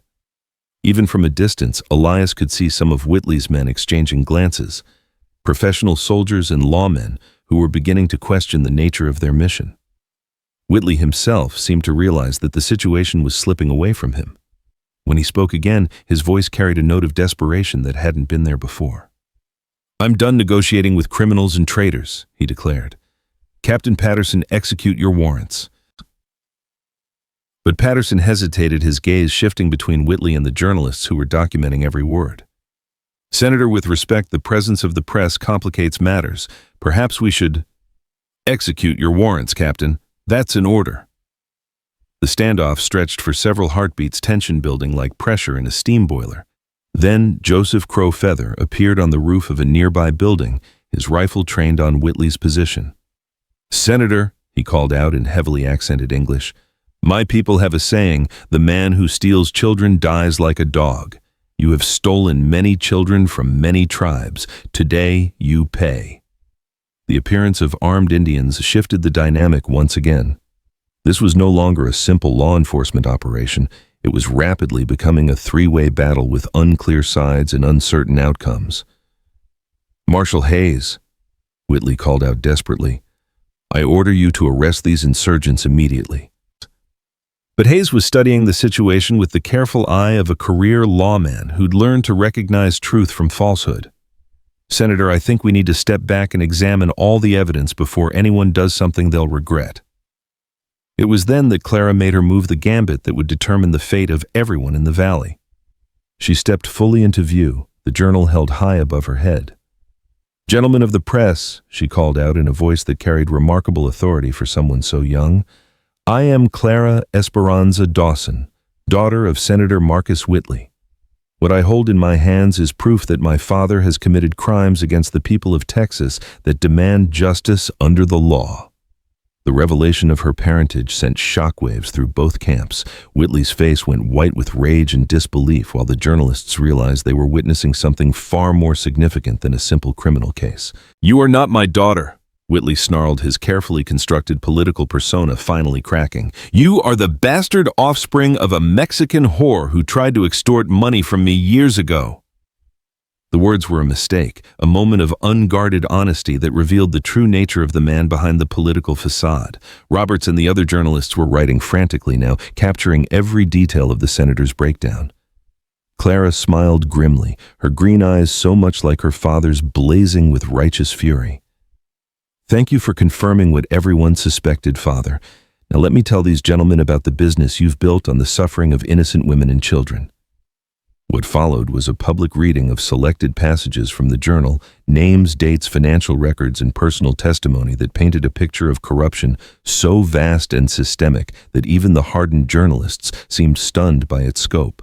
With each revelation, more of Whitley's men began to look uncomfortable, realizing they'd been drawn into something far darker than they'd bargained for. "Enough!" Whitley finally roared, drawing his sidearm. "I'll not be destroyed by lies and forgeries created by my enemies." But his moment of violence was the final proof that Clara and the others had been telling the truth. A U.S. senator drawing a gun on unarmed civilians in front of witnesses. It was political suicide, and everyone present knew it. The battle that followed was brief but decisive, as Whitley's more honorable supporters melted away, and his remaining loyalists found themselves outnumbered by Crowfeather's warriors and outgunned by superior positions. When the smoke cleared, Marcus Whitley lay dead in the dust of the mining camp, killed not by his enemies but by one of his own men, a young ranger who couldn't stomach the murder of civilians. As the sun set over the valley, Samuel Roberts finished interviewing the survivors and witnesses, gathering enough material for stories that would dominate newspaper headlines across the nation for months to come. The journal's contents would be published in full, exposing a conspiracy that reached from the Texas frontier to the halls of Congress. Clara sat on the steps of the assay office, exhausted but victorious. The weight of years of fear and uncertainty finally lifted from her shoulders. Beside her, Elias contemplated the price of justice, the lives lost, the careers destroyed, the faith in government shaken. But he also thought of Elizabeth finally avenged and of all the future victims who would be spared because evil men had been brought to account. The war for the soul of Texas was far from over, but this battle had been won by those who believed that truth and justice were worth fighting for regardless of the cost. Refusal. In the silence that followed the gunshots, dust motes danced in the slanted rays of sunlight that filtered through the broken windows of the assay office. The acrid smell of gun smoke hung heavy in the air, mixing with the metallic scent of blood and the bitter taste of justice finely served. Young Ranger Billy Thompson stood over Whitley's body, his smoking revolver still in his hand, his face a mask of shock and grim satisfaction. He was going to shoot the girl, Thompson said quietly, as if trying to convince himself of the righteousness of his action. A United States senator was going to murder an unarmed woman in front of witnesses. Marshal Hayes approached slowly, his own weapon still drawn but pointed toward the ground. "You did the right thing, son. History will remember that." But Elias knew that history was written by survivors, and there were still plenty of Whitley's people scattered across Texas who would want to control the narrative of what had happened here. The immediate battle was over, but the larger war for truth and justice was just beginning. Clara struggled to her feet, swaying slightly from exhaustion and loss of blood, but her voice remained steady as she addressed the stunned group of lawmen and journalists. "Gentlemen, my father's death doesn't end this. There are dozens of people named in that journal, politicians, judges, businessmen who will do anything to prevent the truth from coming out." Samuel Roberts looked up from his frantic note-taking, his face pale but determined. "Miss Dawson, I give you my word that these stories will be published regardless of any pressure that might be brought to bear. The public has a right to know." "Words are easy, Mr. Roberts," Captain Patterson said grimly. The ranger captain had holstered his weapon but remained tense, his eyes constantly scanning the surrounding hills. Publishing those stories will make you a target for every corrupt official in the state. Are you prepared for that? Roberts's jaw set with determination. I've been investigating corruption for 20 years, Captain. If I was afraid of making enemies, I'd have found another profession long ago. Joseph Crow Feather materialized from the shadows between buildings, moving with the silent grace that had made his people such formidable warriors. His weathered face showed satisfaction, but also concern for what lay ahead. The immediate threat is ended, he said in his accented English. But there will be others, many others. The network Whitley built has tentacles reaching far beyond one man. Elias nodded grimly. He'd been thinking the same thing during the brief violent confrontation. Whitley's death was symbolic of victory for justice, but it was also potentially dangerous. Dead men told no tales, but they also couldn't provide testimony against their co-conspirators. We need to move quickly, he said, that his military mind already planning the next phase of operations, before Whitley's allies can regroup and mount a counterattack.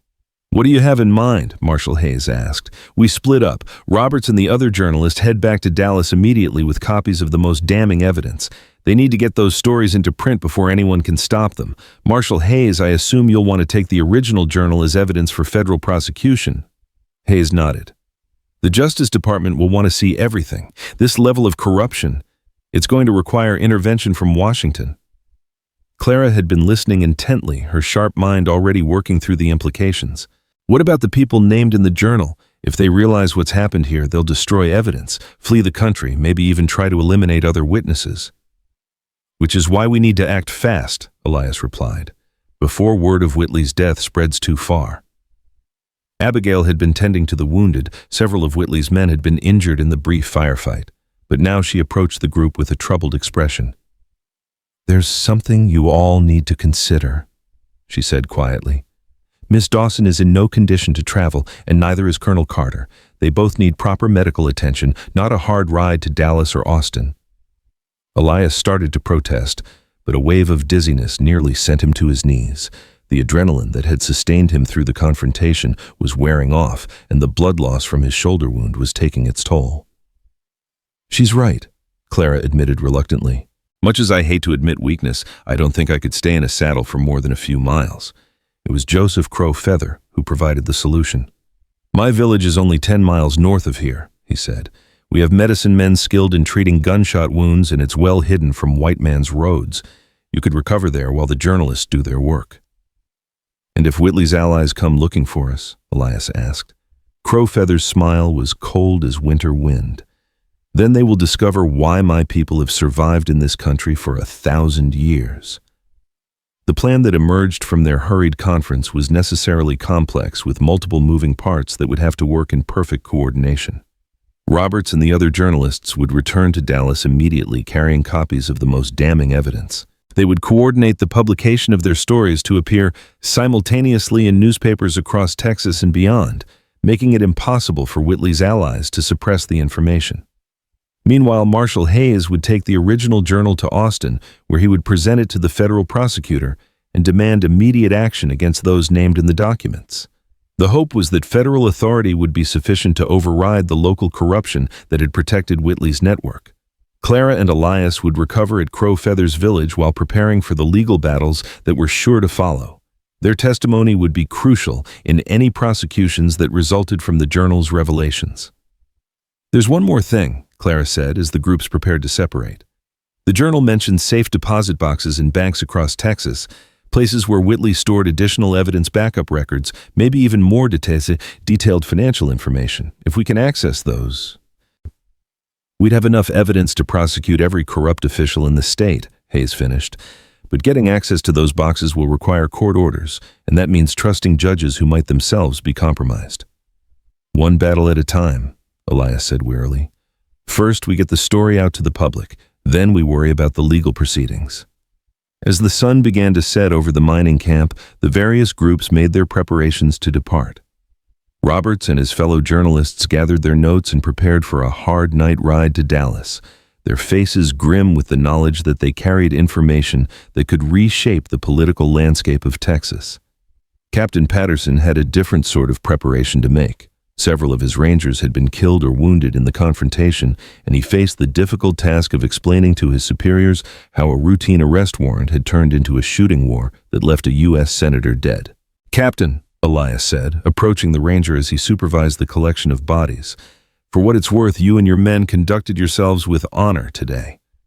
History will remember that you chose justice over politics when it mattered." Patterson's weathered face showed a mixture of gratitude and concern.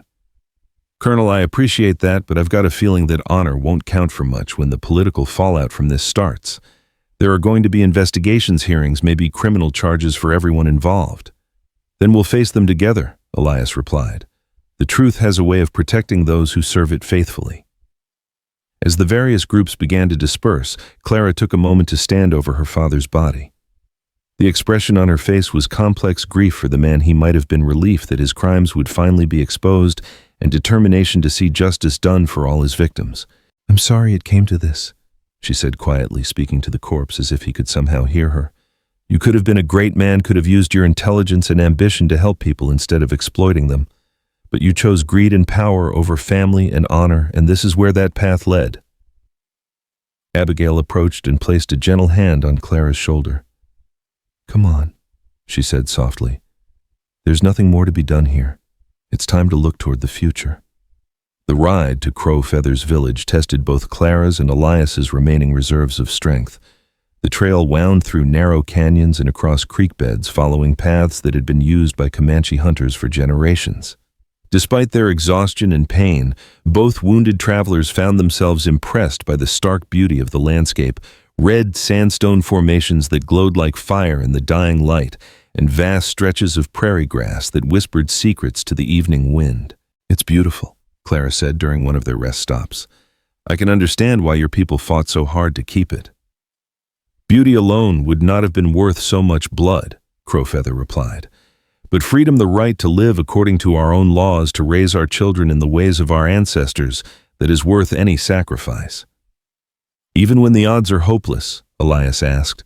"Especially then, a man who will not fight when he cannot win is a man who will never fight at all." The village, when they finally reached it, was unlike anything Clara had expected.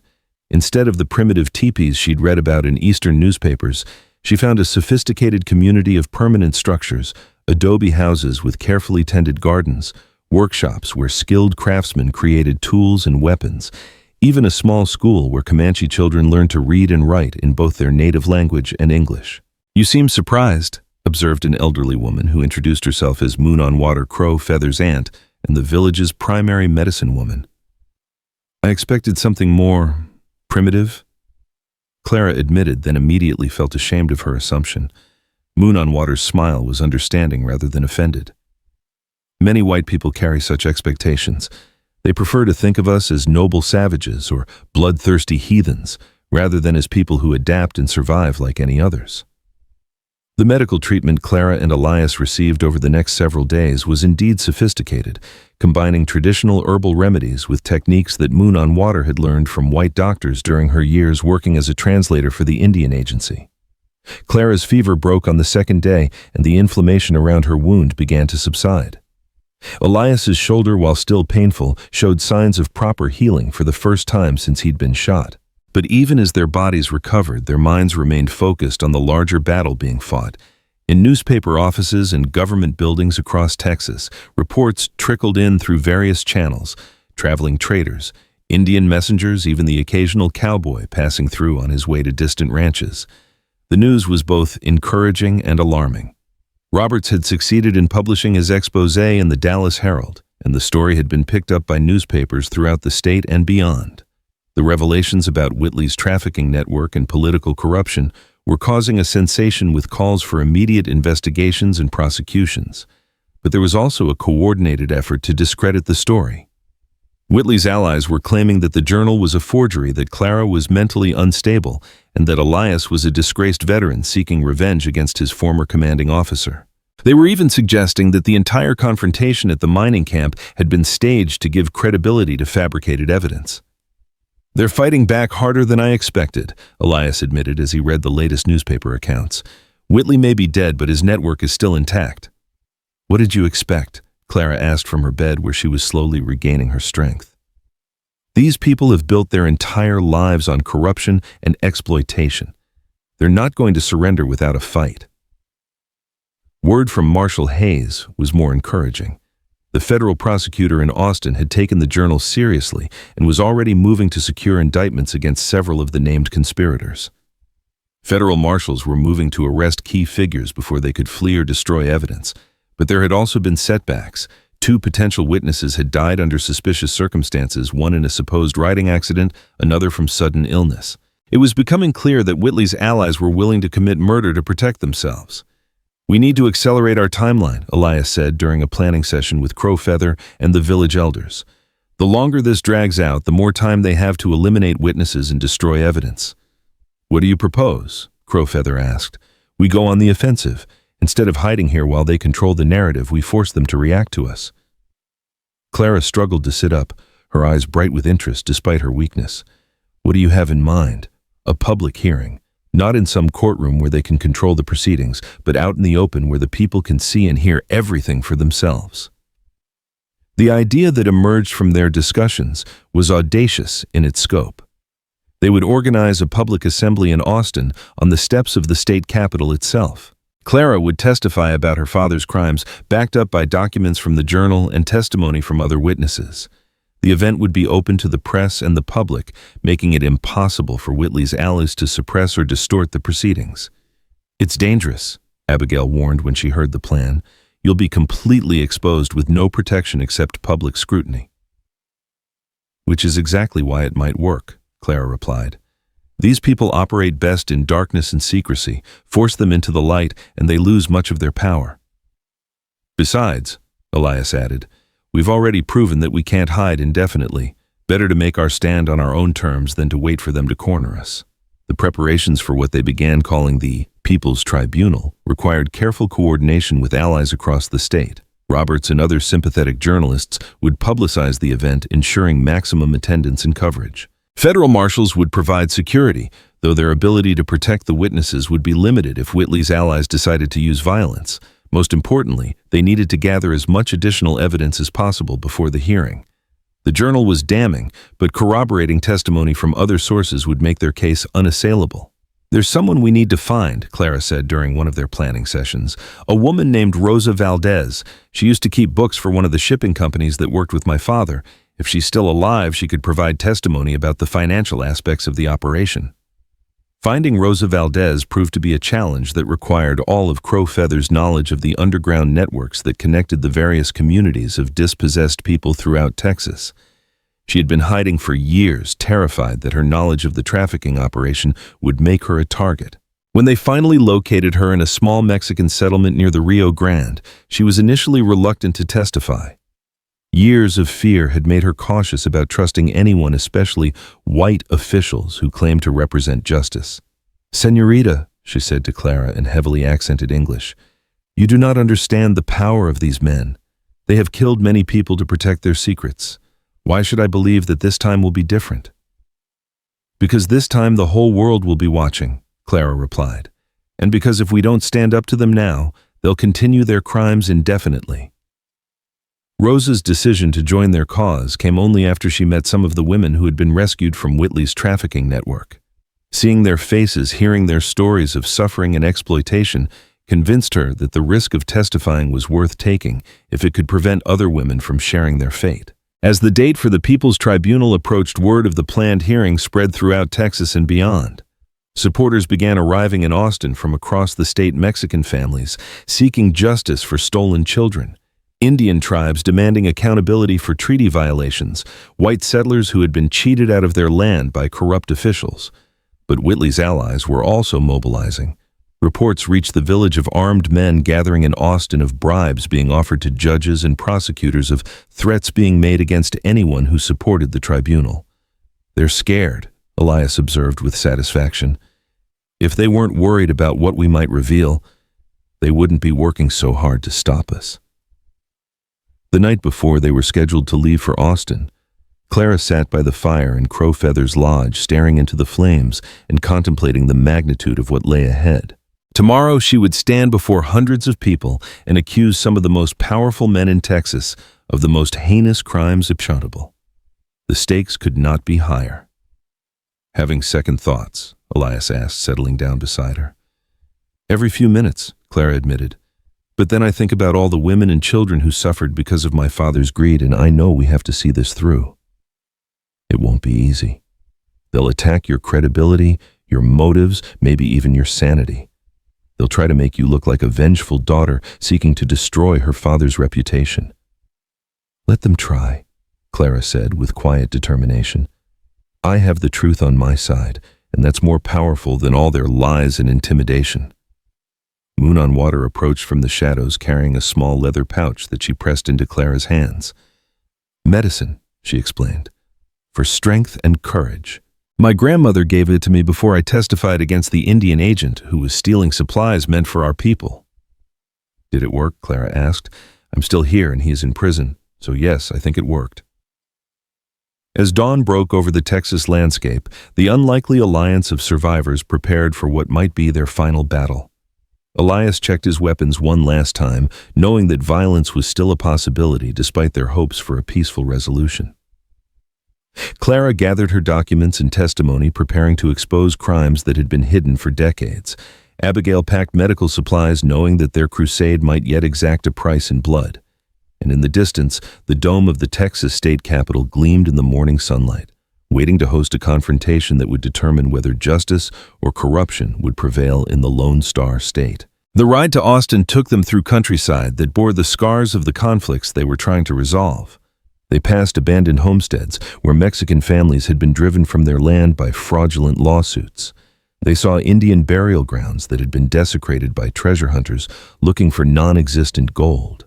They rode through communities where too many young women had simply vanished, their disappearances blamed on wanderlust or tragic accidents rather than the systematic evil that had actually claimed them. Look around you, Clara said to a journalist who had joined their party for the final leg of the journey. This is what my father's corruption has done to Texas. Every empty house, every grieving family, every injustice that went unpunished, it all traces back to men like him who put profit above human decency. The journalist, a young man named Robert Chen from the San Antonio Express, scribbled notes frantically as they rode. Miss Dawson, what do you hope to accomplish with tomorrow's hearing? Justice, Clara replied simply. For all the victims who never got their day in court, for all the families who were told to accept injustice as the natural order of things. Tomorrow, the truth gets its moment in the sun. As they crested the final hill before Austin, the state capitol spread out before them like a promise or a threat.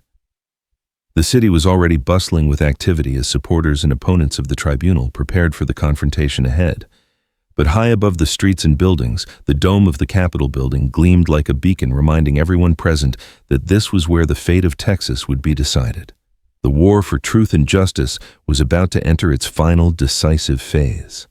The streets of Austin had transformed overnight into a battlefield of words and wills. As their small party rode down Congress Avenue toward the Capitol building, Elias could see the opposing forces already taking their positions.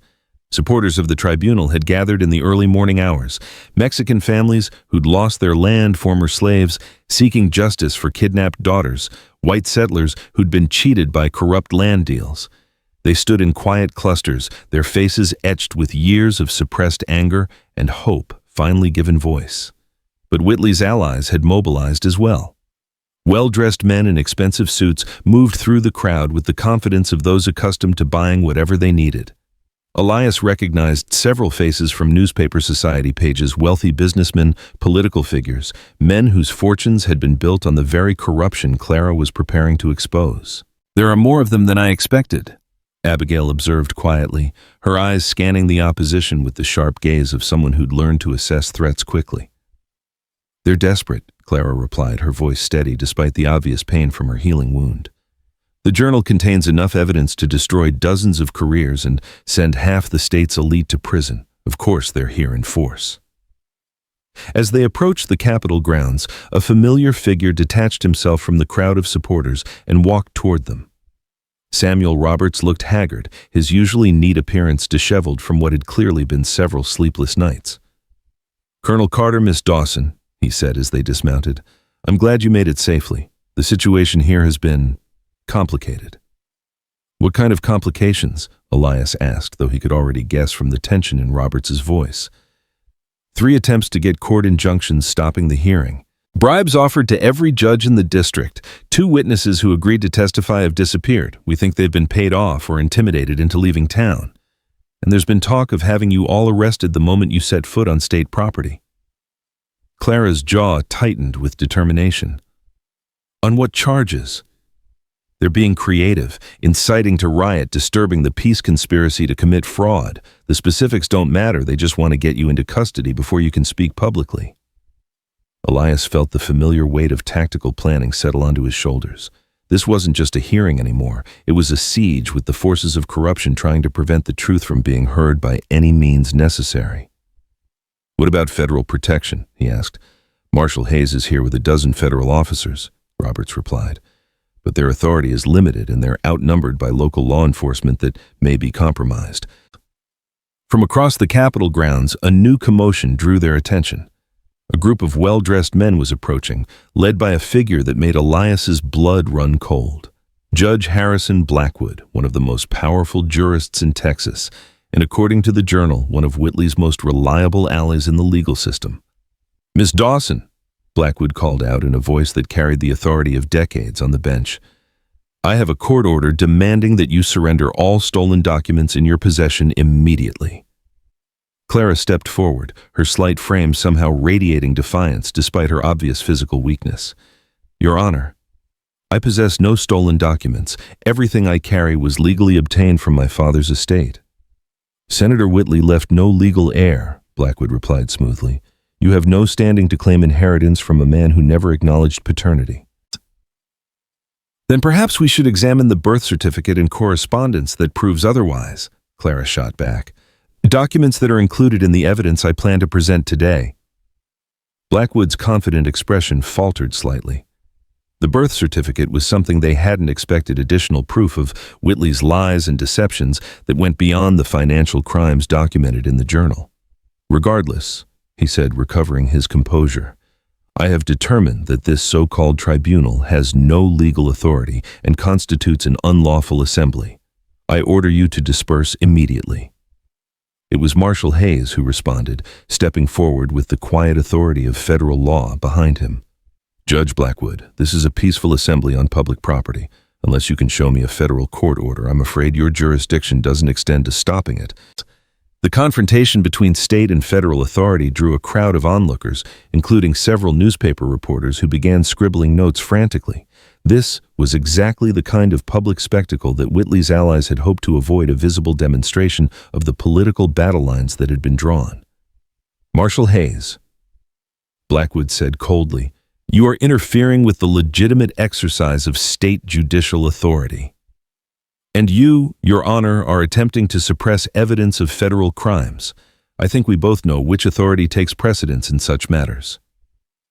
While the two officials faced off, Clara had been studying the growing crowd with the tactical awareness she'd inherited from her father, the good traits that had made him an effective military commander before corruption consumed his soul. She could see the careful positioning of Whitley's allies, the way they'd placed themselves to control access to the Capitol steps where the hearing was supposed to take place. Colonel, she said quietly, they're going to try to physically prevent us from reaching the speaking platform. Elias followed her gaze and saw the same thing, a human wall of well-dressed men and hired muscle positioned between them and their destination. It was a clever strategy that would allow Whitley's allies to claim they weren't suppressing free speech, merely maintaining order and preventing trespassing. We need a different approach, he said, his military mind already working through alternatives. It was Joseph Crow Feather who provided the solution.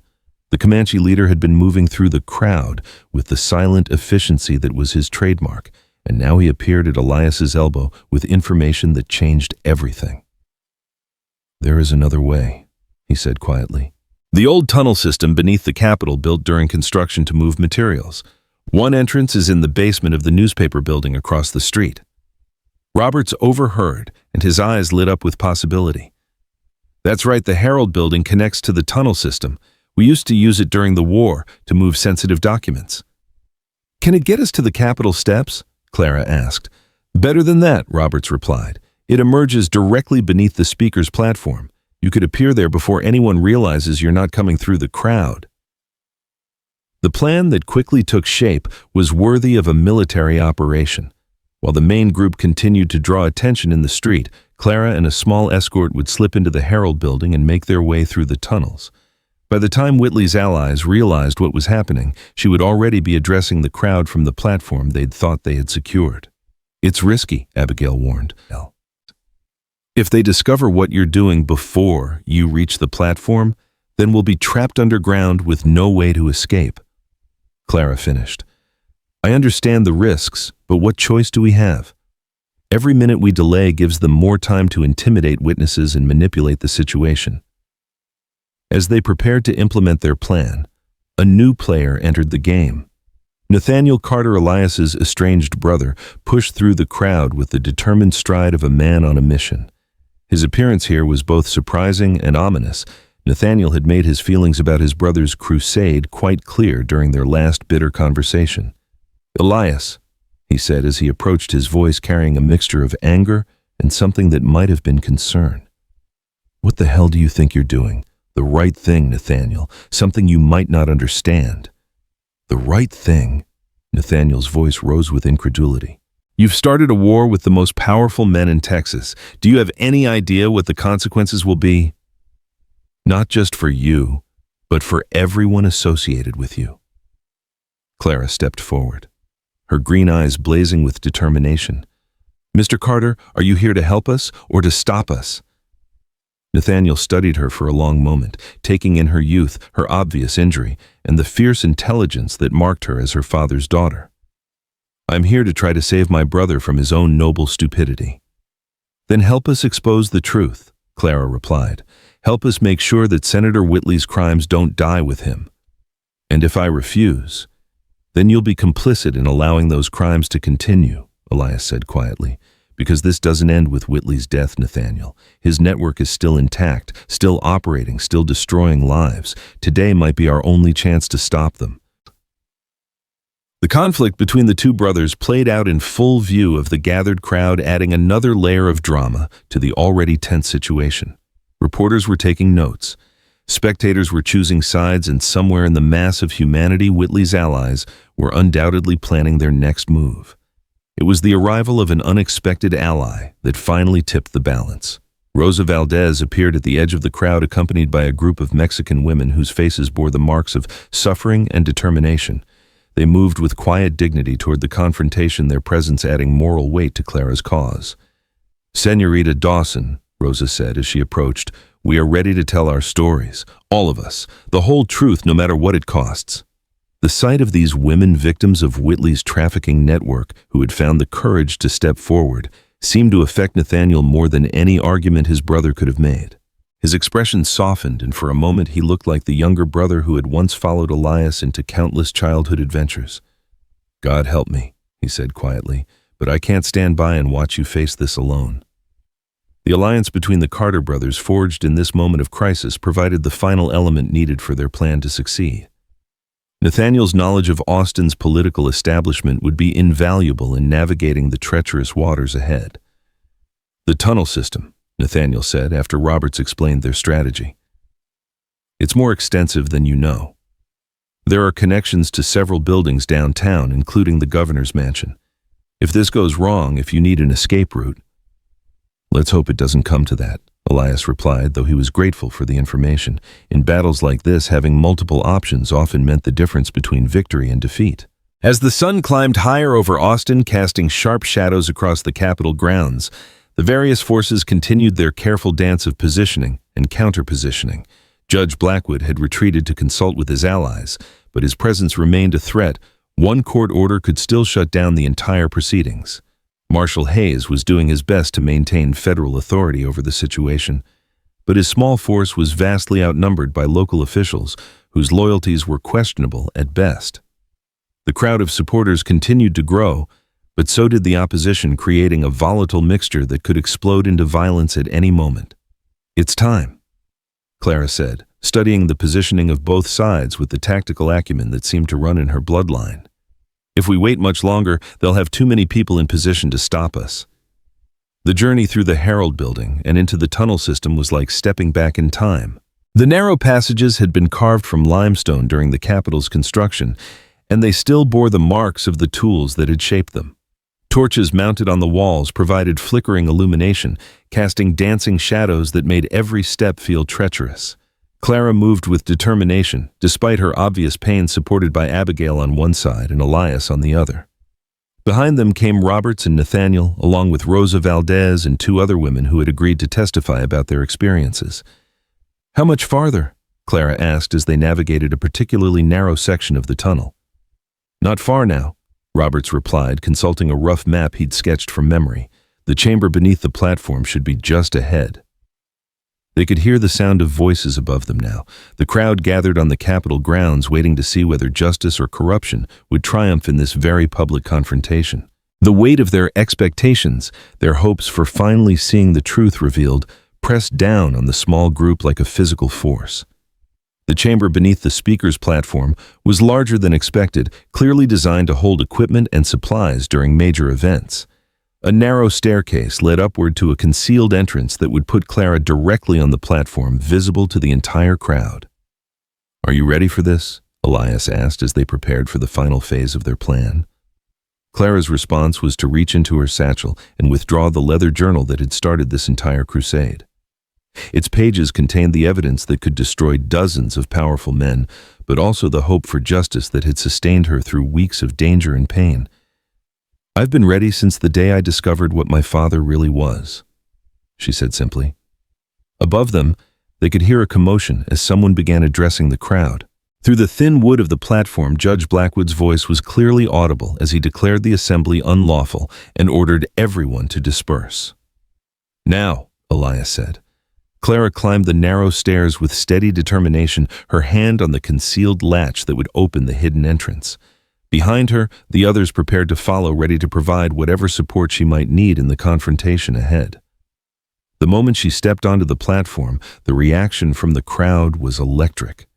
Gasps of surprise mixed with cheers of support as people realized that their hoped-for speaker had appeared despite all attempts to stop her. Judge Blackwood, caught completely off guard, stepped backward with an expression of shock and fury. "Ladies and gentlemen," Clara said, her voice carrying clearly across the Capitol grounds despite her physical weakness. "My name is Clara Esperanza Dawson, and I am here to tell you the truth about Senator Marcus Whitley and the corruption that has infected our state government." The crowd fell silent, sensing that they were about to witness something historic. Even Whitley's allies seemed stunned by the dramatic appearance, unsure how to respond to this development they hadn't anticipated. "The man you knew as Senator Whitley was my father," Clara continued, holding up the journal for all to see. "And this document contains proof of crimes so extensive, so systematic, that they represent a betrayal of everything Texas is supposed to stand for." Judge Blackwood had recovered from his initial shock and was now moving toward her with obvious intent to forcibly remove her from the platform. But the crowd's reaction stopped him in his tracks, a low growl of anger that suggested any attempt to silence her now would provoke violence. "Your Honor," Clara said, addressing Blackwood directly, "I see your name mentioned frequently in these pages. Perhaps you'd like to explain to these good people why a sitting judge received $50,000 from a human trafficking operation." The accusation hit like a thunderbolt, causing an immediate uproar in the crowd. Supporters cheered while opponents shouted denials, but the specific nature of the charge, backed by documentary evidence, gave it a weight that mere rhetoric could never achieve. Blackwood's face had gone pale, but he rallied with the skill of a practiced politician. "These are lies, fabrications created by disturbed individuals seeking to destroy reputations built over decades of honest service." "Then you won't object to a federal investigation of your financial records?" Marshal Hayes called out from the crowd, his voice carrying the authority of law enforcement. The trap was beautifully sprung. Blackwood could either submit to investigation, which would certainly reveal his corruption, or refuse and appear guilty to the crowd of witnesses. Either choice would destroy his credibility and his ability to interfere with the proceedings. As Clara began reading specific entries from the journal, the full scope of Whitley's network became clear to the assembled crowd. Names of prominent citizens, details of financial transactions, Descriptions of crimes that had been covered up or ignored by corrupt officials. It was a litany of betrayal that shocked even those who had suspected the worst. Amanda Richardson. Clara read from one entry. Wife of State Senator James Richardson personally selected 3 young Mexican women from the holding facility in Laredo for transport to New Orleans. Payment of $800 per woman delivered. The gasps from the crowd were audible as people recognized names they knew, faces they'd seen at social gatherings and political events. This wasn't corruption happening in some distant place among strangers. It was happening in their own communities, involving people they'd trusted and respected. Rosa Valdez stepped forward to add her testimony, her voice steady despite her obvious emotion. I kept the books for the shipping company. I saw the manifests, the payments, the names of the buyers. Everything Senorita Dawson says is true. One by one, other witnesses came forward to add their voices to the growing chorus of truth. Mexican families told of children stolen in the night. Indian women spoke of sisters who had vanished during supposed treaty negotiations. White settlers described land deals that had robbed them of their life's work. But Whitley's allies weren't giving up without a fight. As the testimony continued, they began organizing their own counter-narrative, spreading through the crowd and whispering that this was all a political conspiracy designed to destroy innocent men. These are the ravings of a mentally unstable woman seeking revenge on her father. One well-dressed man called out, "Where's the real evidence? Where are the official documents that would support these wild claims?" It was then that Clara played her final card, the revelation that would silence all doubts about the authenticity of her evidence. "You want official documents?" she said, reaching into her satchel once more. "Here are bank records showing deposits that correspond exactly to the transactions described in the journal. Here are shipping manifests with the signatures of men standing in this crowd today. And here," she held up a small metal object that glinted in the sunlight, "is Senator Whitley's personal seal used to authenticate documents related to the trafficking operation." The sight of the eagle ring, the symbol that had haunted Elias for so many years, sent a chill through everyone who understood its significance.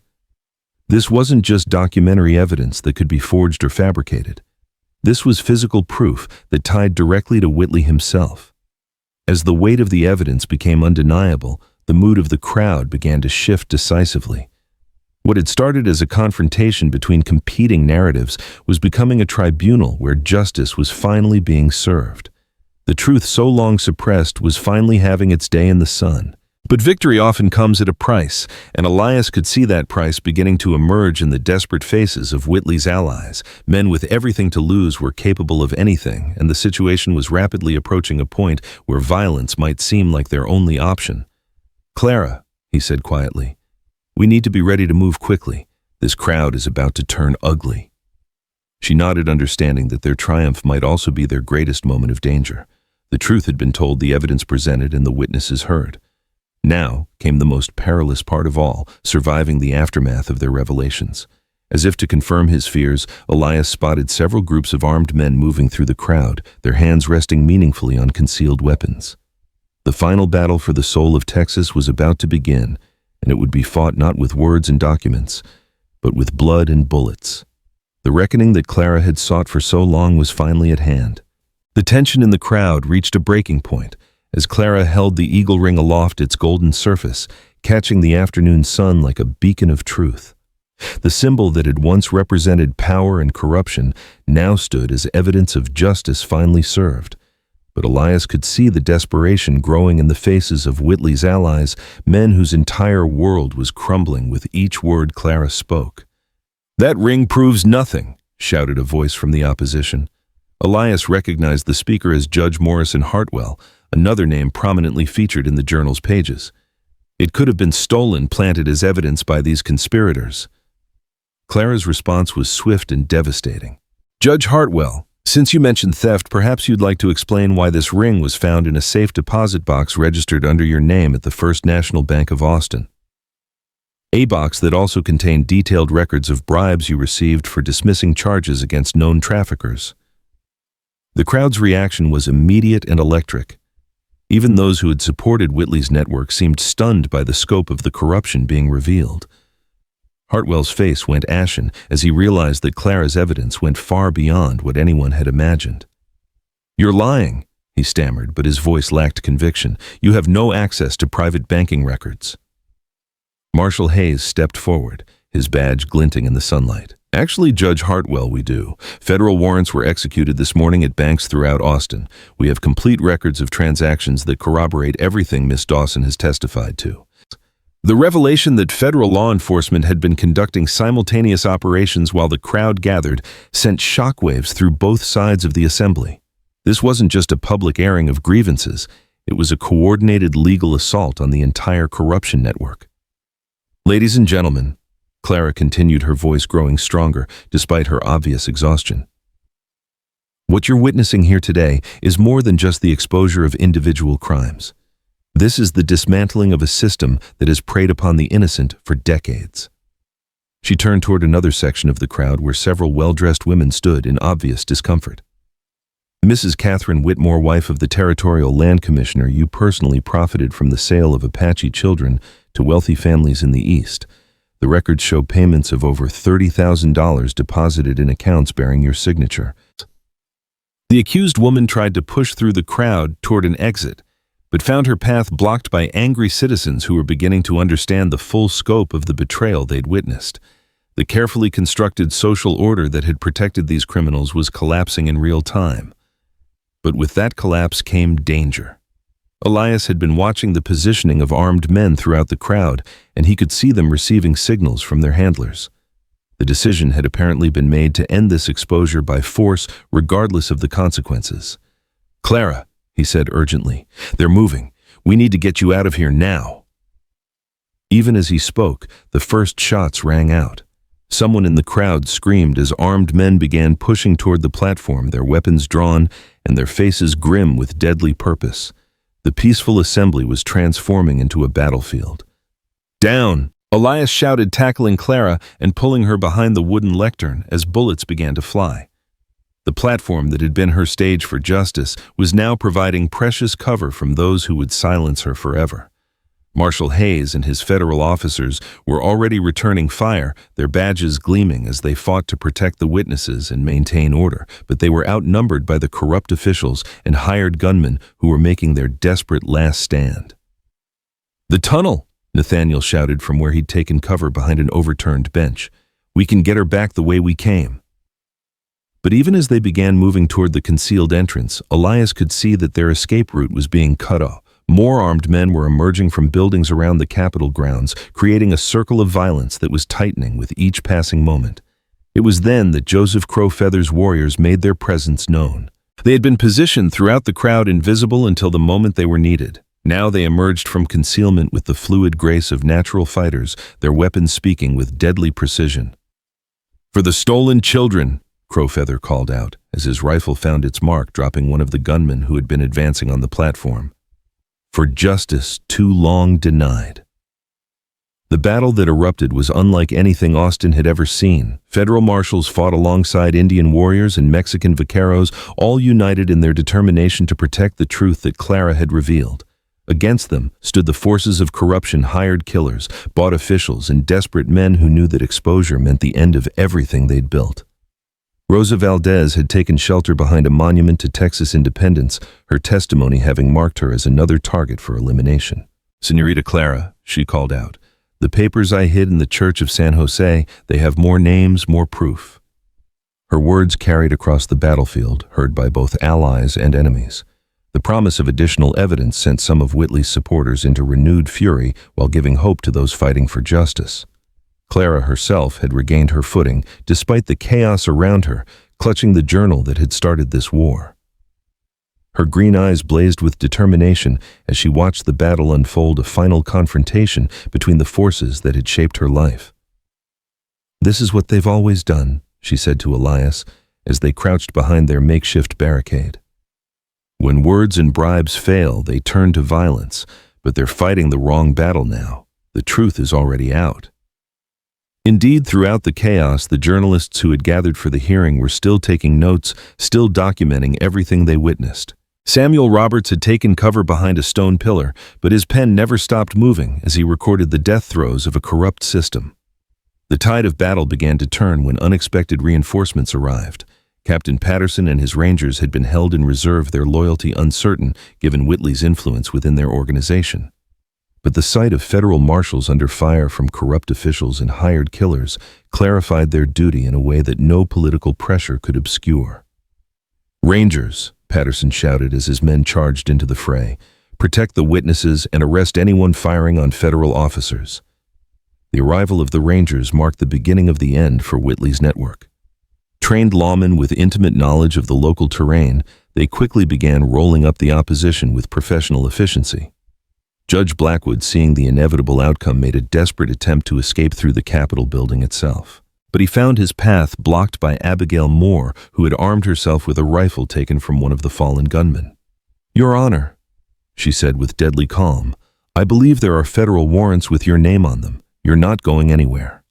The sight of a schoolteacher holding a corrupt judge at gunpoint would have been laughable under other circumstances, but in this moment it represented something profound, the triumph of ordinary people over those who had abused their power for far too long. As the gunfire began to die down and the last of the resistance was overcome, Clara stood on the platform once more. Her dress was torn and stained with dust and blood. Her face was pale with exhaustion, but her voice carried clearly across the battlefield. "Let this be the end of it," she declared, addressing both the crowd and the prisoners being taken into custody. "Let this be the moment when Texas chose justice over corruption, truth over lies, the rights of the innocent over the profits of the guilty." The crowd's response was thunderous, a roar of approval that seemed to shake the very foundations of the Capitol building.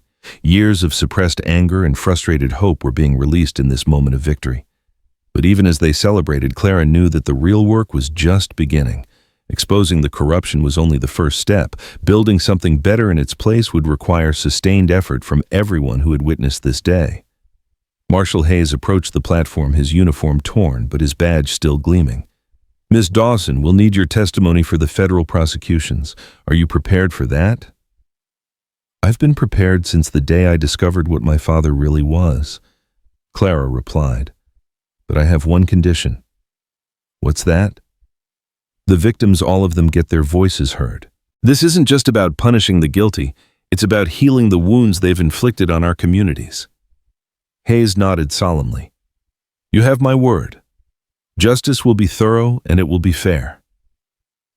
As the immediate aftermath of the battle began to settle, Elias found himself standing beside his brother Nathaniel, both men contemplating the magnitude of what they'd witnessed and participated in. "You were right," Nathaniel said quietly. "About the noble stupidity, I mean. Sometimes that's exactly what the world needs." "It wasn't stupid," Elias replied. "It was necessary. And it wasn't just me, it was all of us together. Clara's courage, your knowledge, the warriors who risked everything for justice. No one person could have done this alone." They were interrupted by the approach of Joseph Crow Feather, whose weathered face showed both satisfaction and sorrow. Several of his warriors had been wounded in the fighting, and the cost of victory was written in the lines around his eyes. "It is finished," he said simply.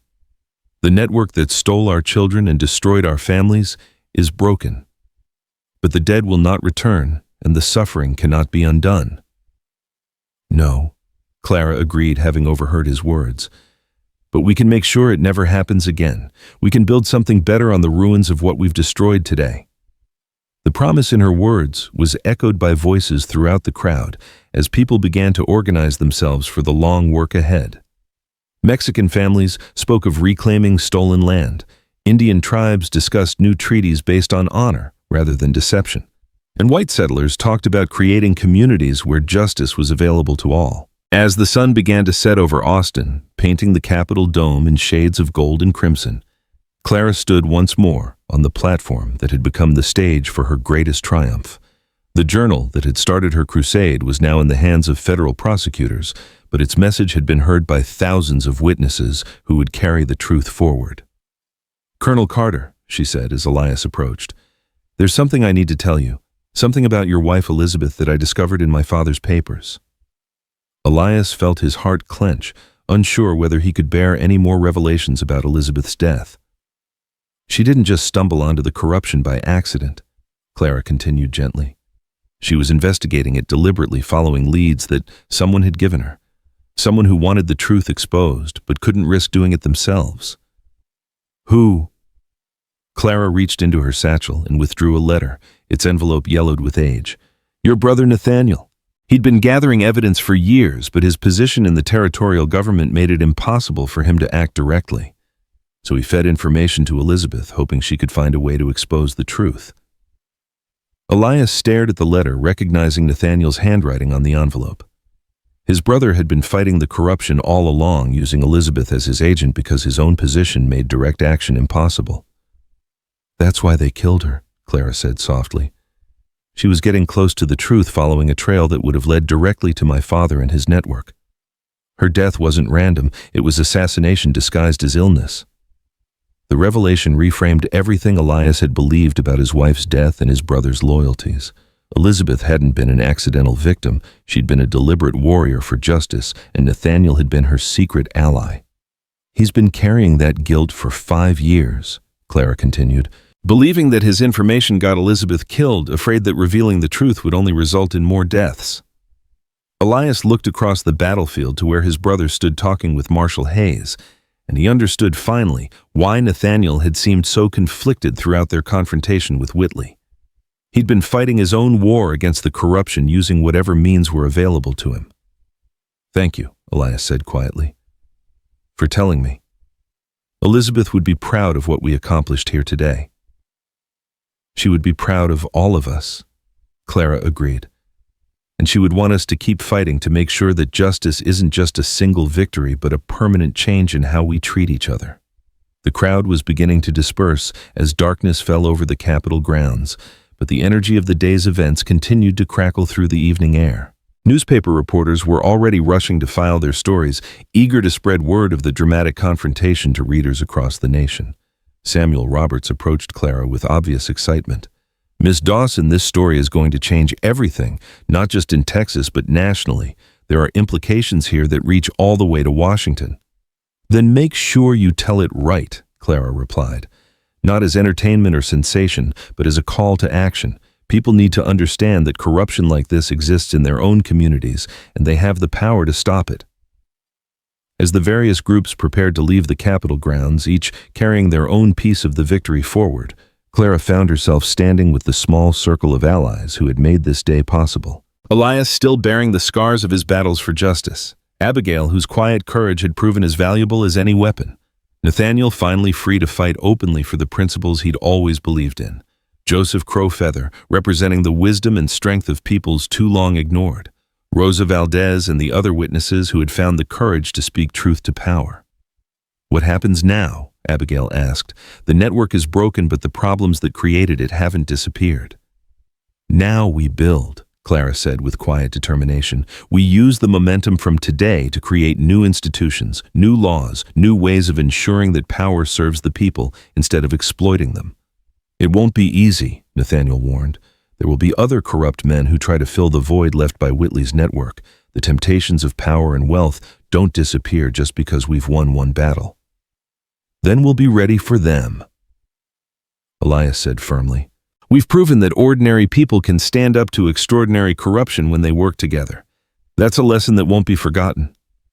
As they began to walk away from the Capitol building, Clara paused to look back at the platform where she'd made her stand for truth and justice. The wooden structure looked ordinary now in the gathering darkness, but she knew it would be remembered as the place where Texas chose its better nature over its worst impulses. My father could have been a great man, she said softly. He had intelligence, charisma, the ability to inspire others, but he chose greed and power over service and honor. I hope his legacy will be not what he did, but what his crimes inspired us to do better. The group walked through the streets of Austin as the city settled into an uneasy peace. The battles of this day were over, but the work of building a more just society was just beginning. In the days and weeks ahead, there would be trials to attend, testimony to give, and new institutions to create. But for now, it was enough to know that truth had triumphed over lies, that justice had prevailed over corruption, and that ordinary people possessed extraordinary power when they chose to use it for good. Behind them, the dome of the Texas state capitol gleamed in the moonlight, a symbol of democracy and the rule of law. Tomorrow would bring new challenges, new tests of the principles they'd fought to defend. But tonight, the people of Texas could sleep knowing that their state belonged to them once again, and that those who would exploit the innocent had been put on notice that their crimes would not be tolerated. The war for the soul of Texas had been won not through violence or political maneuvering, but through the simple power of truth, spoken boldly in the face of overwhelming opposition. It was a victory that belonged not to any single hero, but to everyone who had found the courage to stand up and say that justice mattered more than personal gain. As Clara Esperanza Dawson walked through the streets of the state capitol, she carried with her the knowledge that she had honored both her mother's memory and her father's potential, transforming his legacy of corruption into a foundation for lasting change. The girl who had discovered her father's crimes had become a woman who had helped restore faith in the possibility of honest government and equal justice under law. The stars shone down on Texas with a brightness that seemed to promise better days ahead, and for the first time in years that promise felt like something more than just hope. It felt like the beginning of truth. Réessayer TS Part 5 Louis Viet 10,000 9000 Tu liên kết liên mật với các phần trước trong câu chuyện phá hủy thoại tạo thành một câu chuyện liên mật khi ghép lại. Mỗi phần liền mạch với phần trước không giới thiệu lại câu chuyện ở đầu phần mới, liên kết các phần của câu chuyện một cách liền mạch, sử dụng câu chuyện tiếp giữa các phần, duy trì chủ đề, tránh ngắt quãng đột ngột, không sử dụng gạch đầu dòng hoặc tiêu đề phụ phong cách kể chuyện Mỹ Hoa Kỳ, giống văn giàu cảm xúc. Kể theo ngôi thứ ba, giữ độ kịch tính không viết lên man kết thúc, phần không giới thiệu phần sau, modifier. The tension in the crowd reached a breaking point as Clara held the eagle ring aloft its golden surface, catching the afternoon sun like a beacon of truth. The symbol that had once represented power and corruption now stood as evidence of justice finally served. But Elias could see the desperation growing in the faces of Whitley's allies, men whose entire world was crumbling with each word Clara spoke. "That ring proves nothing," shouted a voice from the opposition. Elias recognized the speaker as Judge Morrison Hartwell, another name prominently featured in the journal's pages. It could have been stolen, planted as evidence by these conspirators. Clara's response was swift and devastating. "Judge Hartwell, since you mentioned theft, perhaps you'd like to explain why this ring was found in a safe deposit box registered under your name at the First National Bank of Austin. A box that also contained detailed records of bribes you received for dismissing charges against known traffickers." The crowd's reaction was immediate and electric. Even those who had supported Whitley's network seemed stunned by the scope of the corruption being revealed. Hartwell's face went ashen as he realized that Clara's evidence went far beyond what anyone had imagined. "You're lying," he stammered, but his voice lacked conviction. "You have no access to private banking records." Marshal Hayes stepped forward, his badge glinting in the sunlight. "Actually, Judge Hartwell, we do. Federal warrants were executed this morning at banks throughout Austin. We have complete records of transactions that corroborate everything Miss Dawson has testified to." The revelation that federal law enforcement had been conducting simultaneous operations while the crowd gathered sent shockwaves through both sides of the assembly. This wasn't just a public airing of grievances, it was a coordinated legal assault on the entire corruption network. Elias felt a cold wind of foreboding as he watched the faces of Whitley's remaining allies. Desperate men with everything to lose were the most dangerous enemies of all, and he could see the calculation in their eyes shifting from damage control to outright violence. "Clara," he said quietly, moving closer to the platform, "we need to be ready to move. They're not going to let this continue much longer." She nodded, understanding the danger but unwilling to retreat now that the truth was finally being heard. "Colonel, there's something else, something that changes everything about what we thought we knew." Before she could elaborate, a commotion erupted near the edge of the crowd. A group of well-dressed men was pushing through the assembly, their movements coordinated and purposeful in a way that spoke of military training. At their head walked a figure that made Elias's blood run cold, Colonel Marcus Whitley Jr., the senator's nephew and heir to his political ambitions. "That's impossible," Abigail breathed.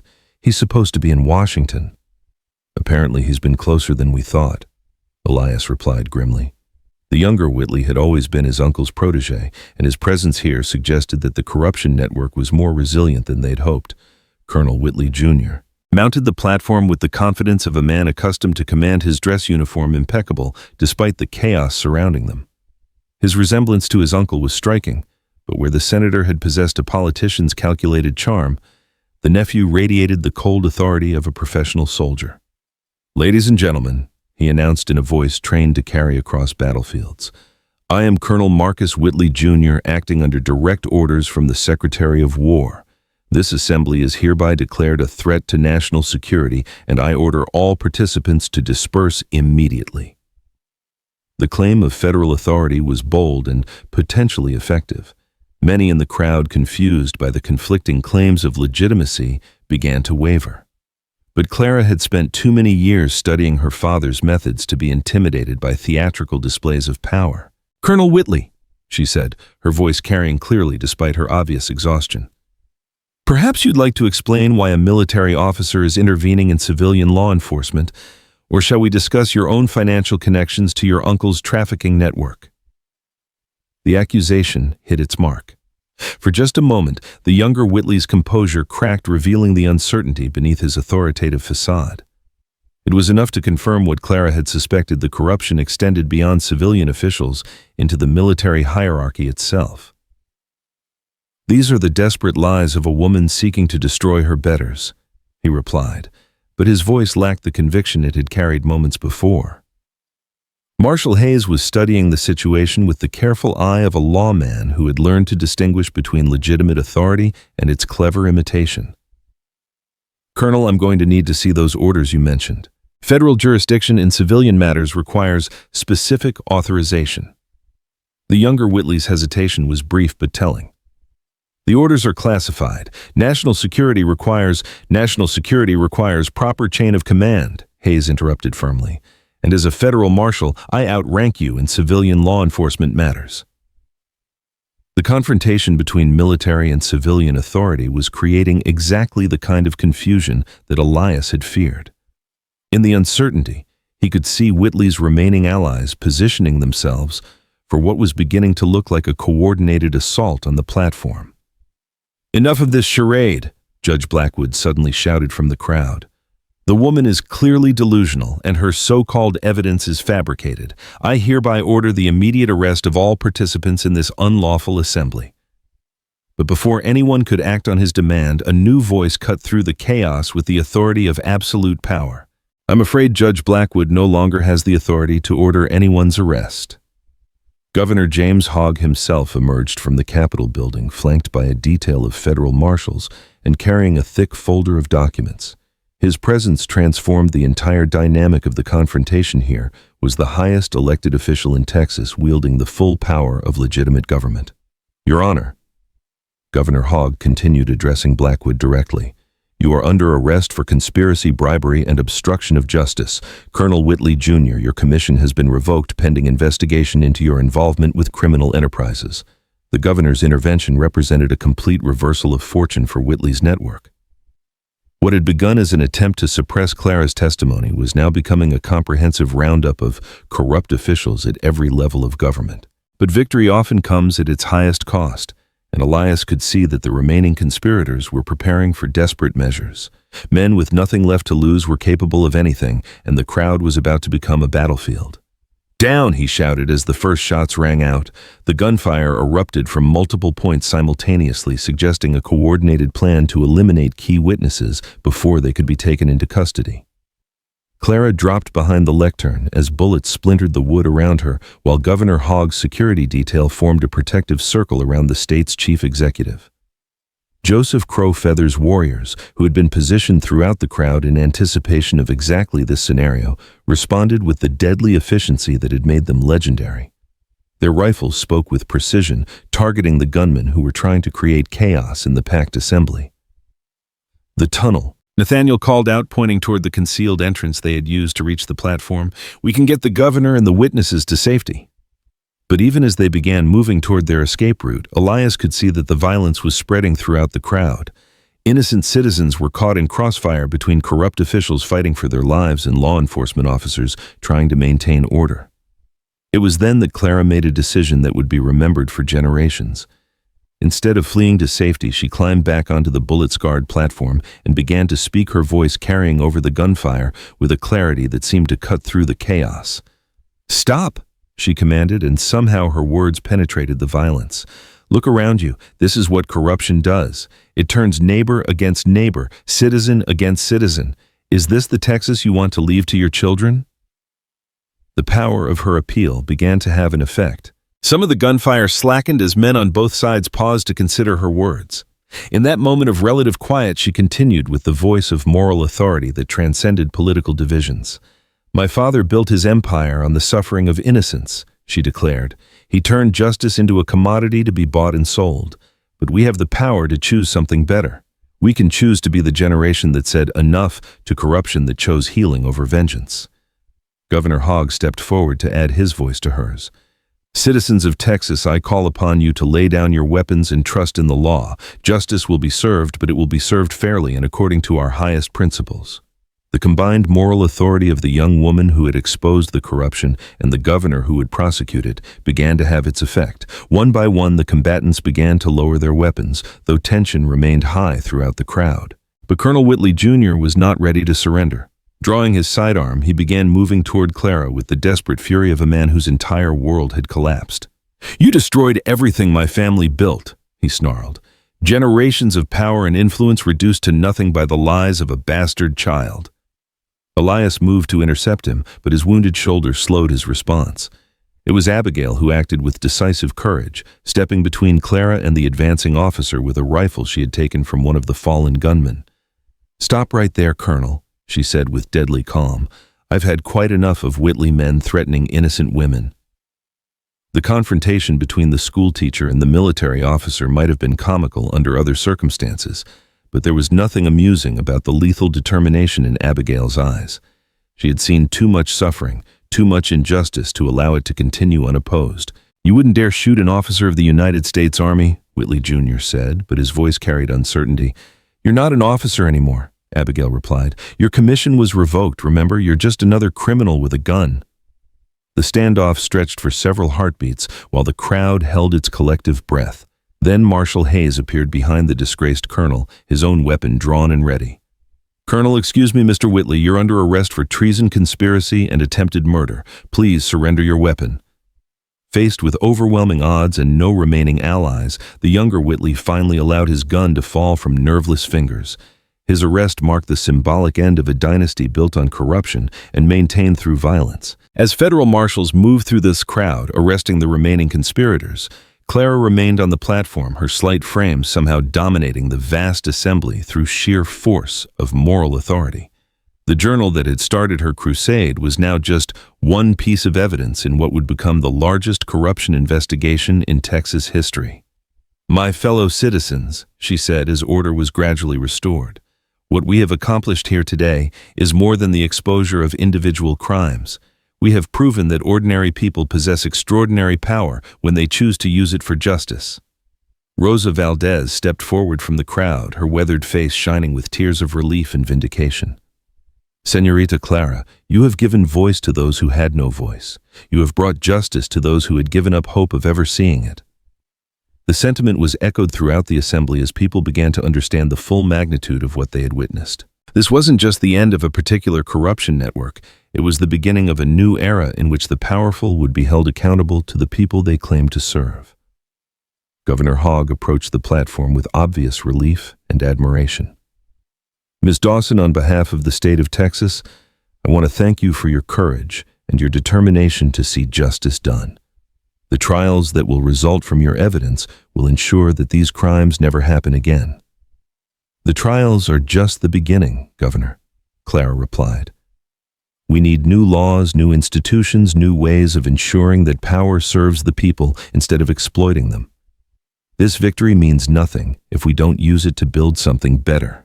As the sun began to set over Austin, painting the Capitol dome in shades of gold and crimson, the crowd slowly began to disperse.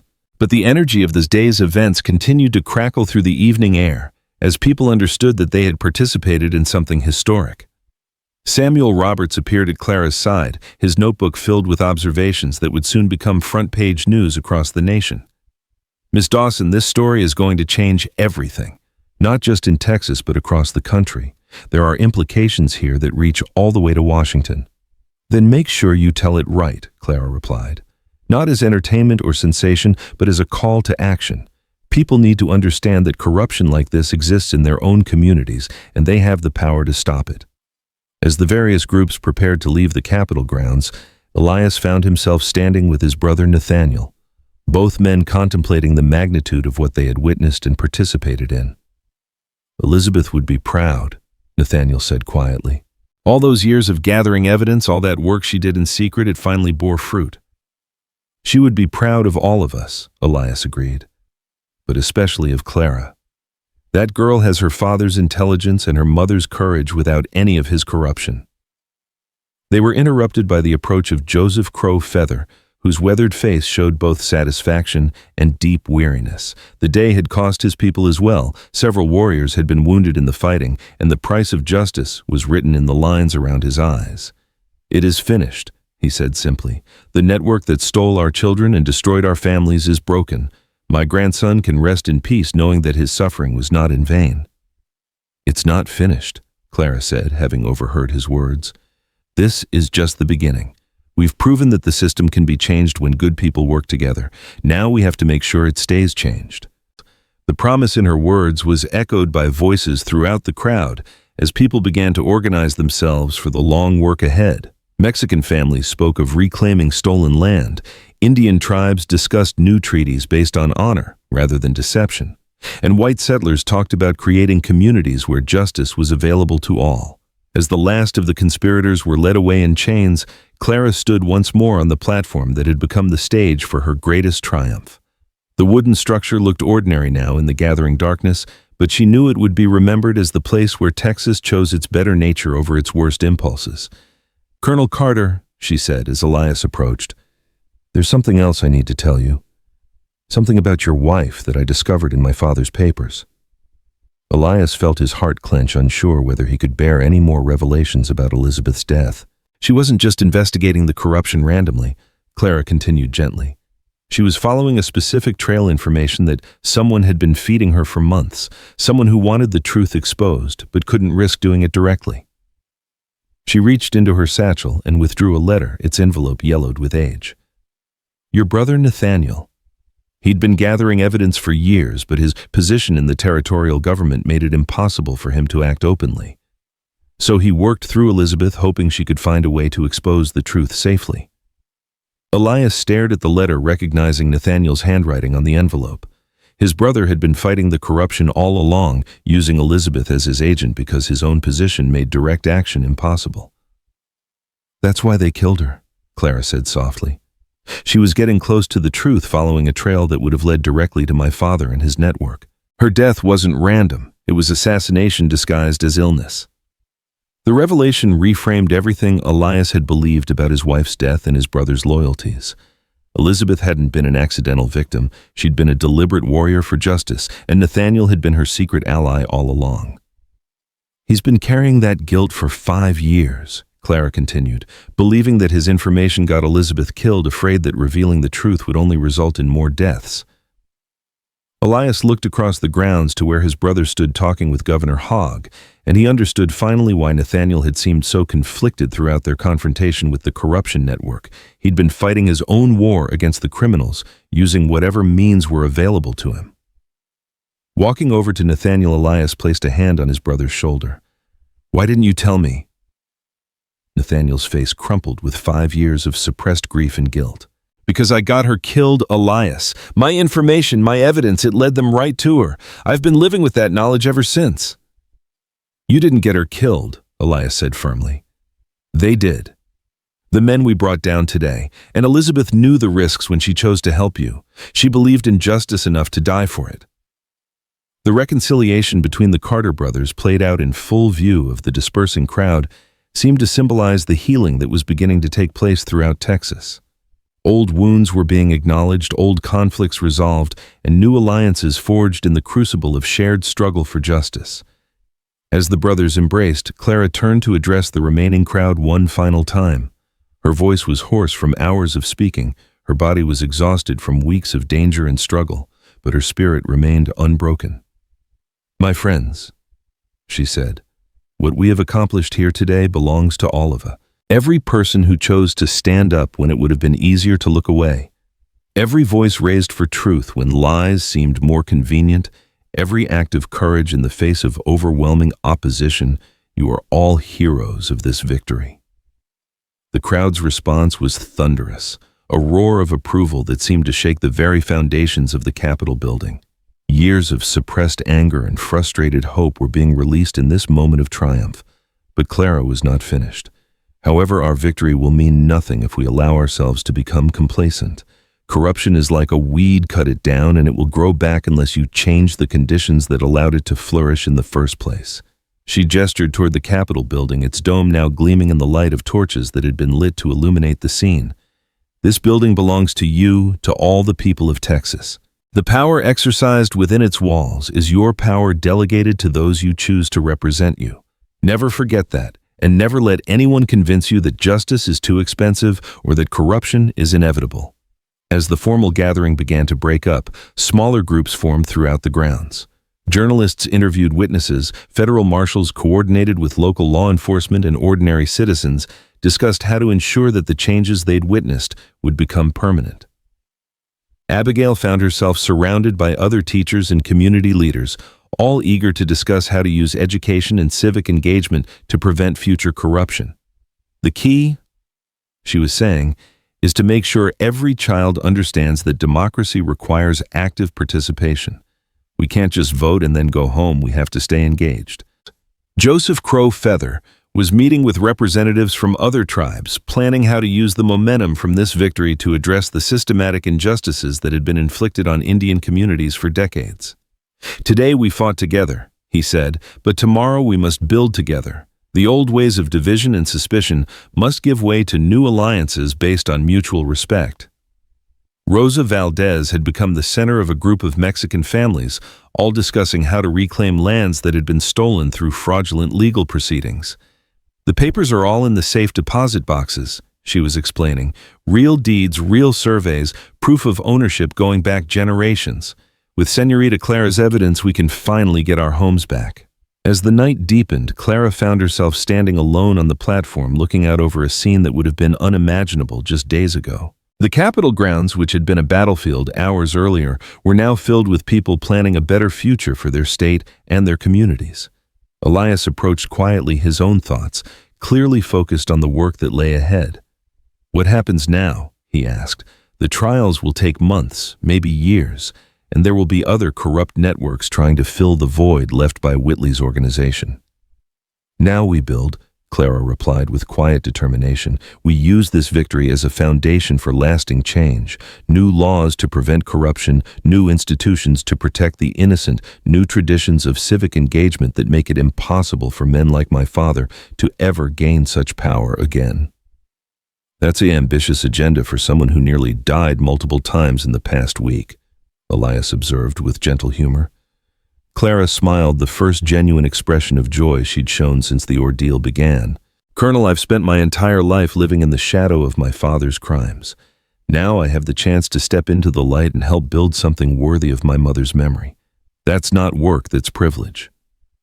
As they stood together on the platform, watching the people of Texas organize themselves for the challenges ahead, both understood that they had participated in something far greater than a simple victory over corruption.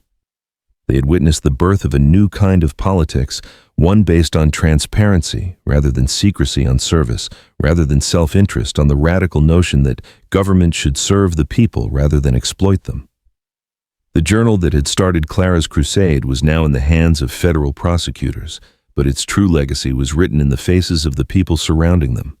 Men and women who had discovered their own power, who had learned that ordinary citizens could achieve extraordinary things when they worked together for justice. Behind them, the Texas state capitol stood as a monument to democratic ideals, its dome gleaming in the torchlight like a beacon visible for miles around. Tomorrow would bring new challenges, new tests of the principles they'd fought to defend. But tonight, the people of Texas could rest knowing that their state belonged to them once again, and that those who would exploit the innocent had been put on notice that their crimes would not be tolerated.